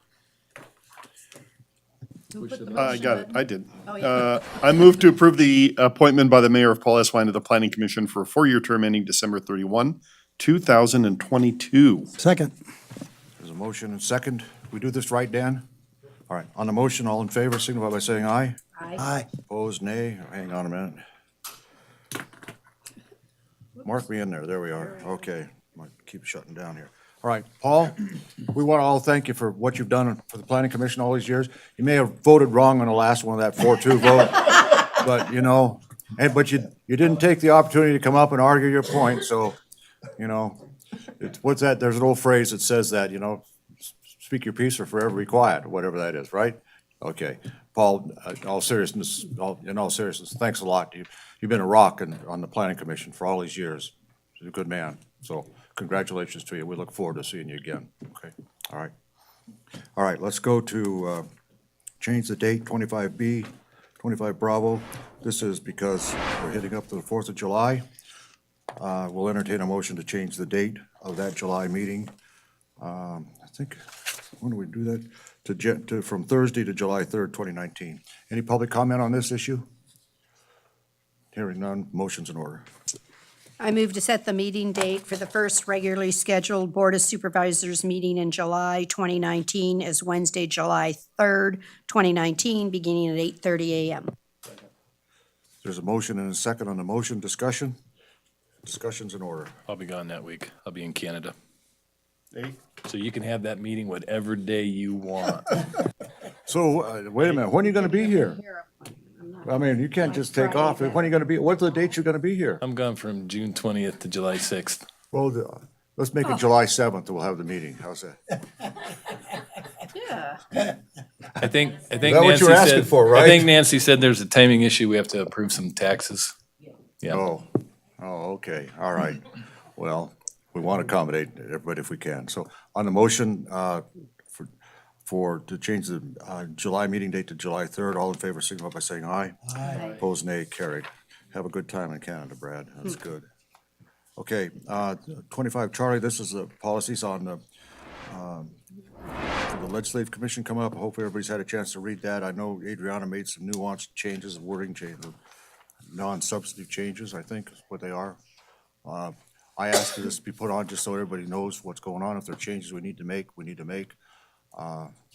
and go on. But I think, you know, it worked pretty well during the last session, but, you know, each session's different, so whatever the board's desire is fine with me. I mean, I think that the real, you know, from my own standpoint, the issue really gets down to, you know, when does something change from operational to policy? Because I don't think the board should be, and I don't think we have the wherewithal to do it, to be involved in all the operational things that go on over there in terms of lots of things happen. But on the policy issues, we definitely need to be cranked in, and there has to be some judgment used there as to what's policy and what's not. My own sense is this pretty well does that, but whatever the board wants to do is fine with me. I mean, not that I'm any great shakes, but whatever. So, Lori, go. So my question really is on, my glasses, item 3 that deals with, we get a legislative briefing and then we have to pull an item from the briefing and you'll put it on to the next agenda if we want to take action. Why can't we have a standing agenda item that says we may take action on whatever's going to be in your report? So let's say you have AB, you could even just say AB 1 through whatever number is out there, SB 1 through whatever number is out there, because they're time sensitive often. And so I guess I just worry that we're not going to get to weigh in reality on an issue because 2 more weeks is going to go by and you're going to need to provide someone an answer on Carson City's position. So why can't we have a standing agenda item that allows for action that you work with the DA to write correctly? Doesn't mean we will take action, but why push us off another 2 weeks? I think this answer probably is gonna be like a three-part answer. I can give you my answer, then the open meeting law answer from Dan, and then probably the whole operational one from Nancy. But just from my standpoint, I think this kind of strikes a balance between trying to get the information over to you as quickly as possible and then still comply with the open meeting law. So the paragraph that you're talking about, the briefing one is more like the operational stuff, but we'll actually have action items on the ones that we know that are policy that you need to take a vote on. So I think overall Nancy may be briefing you on a bunch of bills and may list them all out. But then those ones that are specific for you to vote on, they'll be set aside on their own agenda item. It's just so difficult to figure out which bills are actually gonna be up for hearing that we need your input from, and then comply with the open meeting law. So I'll let Dan talk about the open meeting law, because you have to word it to where you're talking about the topic, and we may not know what a topic is ahead of time to put on the agenda, if that makes any sense. It's just really difficult working with the open meeting law. This way, we have a briefing one, but then we can also have specific ones for you to vote on.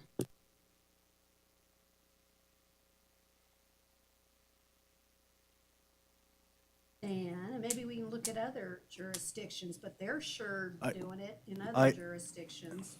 I think I understand, the concern that you may have, Supervisor Bagwell, and I think under the circumstances, I would be comfortable with just denoting it as for possible action for the agenda moving forward, because, we would still have to be cognizant of the way we couch the language for the agenda title itself, but by denoting it as for possible action, that allows flexibility for the board if you were to make an action for that item. So I would be comfortable with that, and I think that would still be in compliance, with the open meeting law. We just need to take that additional step to make sure that we couch the language specifically enough so that it always meets that clear and complete statement requirement as set forth in NRS.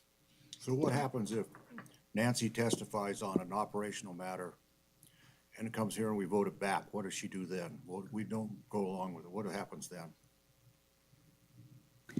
I have to report back then to the legislature that the board voted differently on that. Don? Or Laura, you done? I just wanted to say I'm happy with the language as it is. Anybody else? Public want to weigh in on this? Anybody? All right. Board, I don't think it hurts to give the discretion there. I just want to make sure, Dan, and I know Adriana said it, I don't want to run afoul, because of timing, I don't want to run afoul of the open meeting law, and I don't want to particularly catch the city manager in a catch-22 where she's performing the two masters. So it's fine with me, but I think we just have to be sensitive to the issue that things go fast, and sometimes we can't always be in those things because of just the way they're moving. And I'll tell you, towards the middle of the session and towards the end, it's gonna get fast. There's stuff happening, and you gotta have somebody there.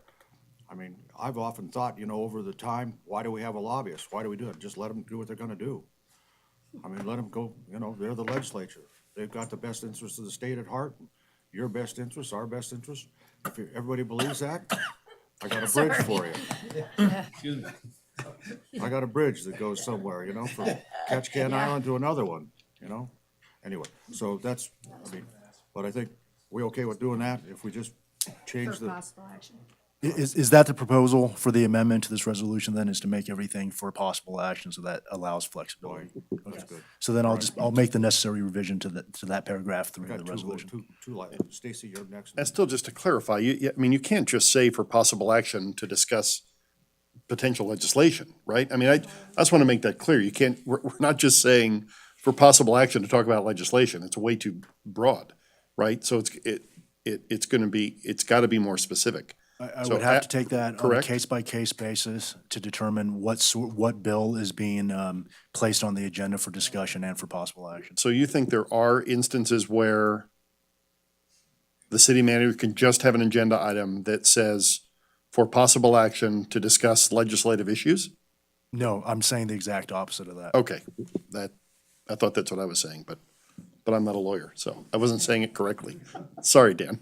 Well, get this, I mean, this is what we need to know, so get it down in particularity. Dan, where would you like us to make that motion? So, I mean, you tell us how that language should be written, or just give us an idea of what you think. And we can work some after that, if we go there.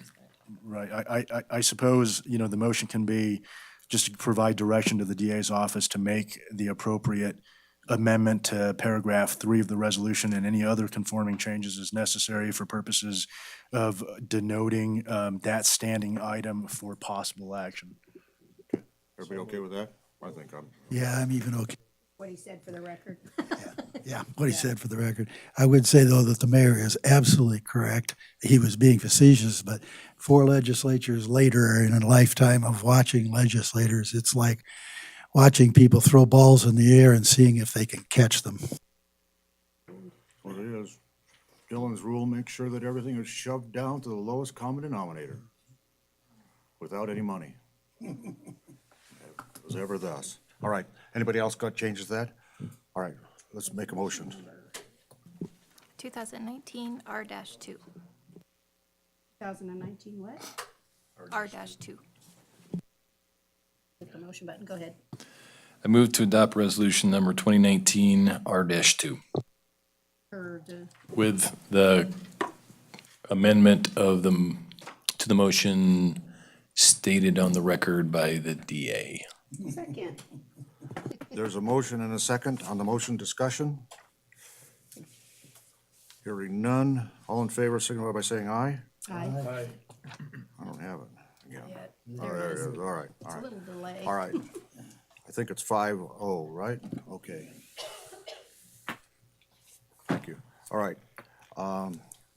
We're now on Board of Supervisors, non-action items. Anybody, board members, got anything? I just want to reemphasize, I'd like to know more about the opportunity zone thing from Porter and from anyone in the city, on the staff who knows about it, particularly regarding how suitable that land in the opportunity zone is for development. Anybody else?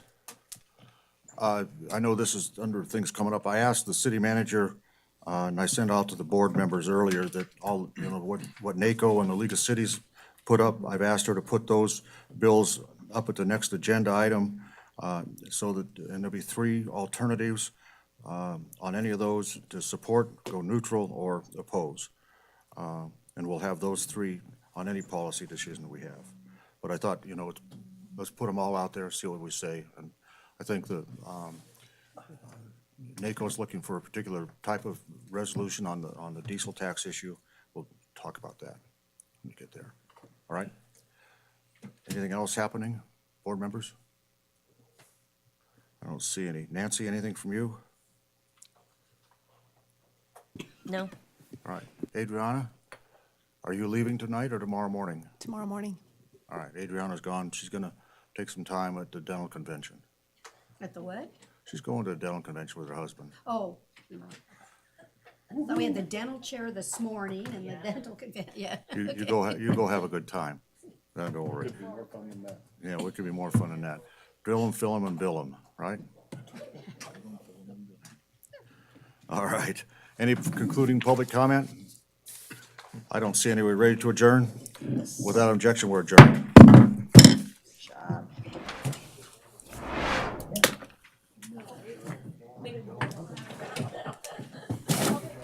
Nancy's so new in legislation. She'd probably ask you anyway. Nancy, she's so new in the legislative stuff.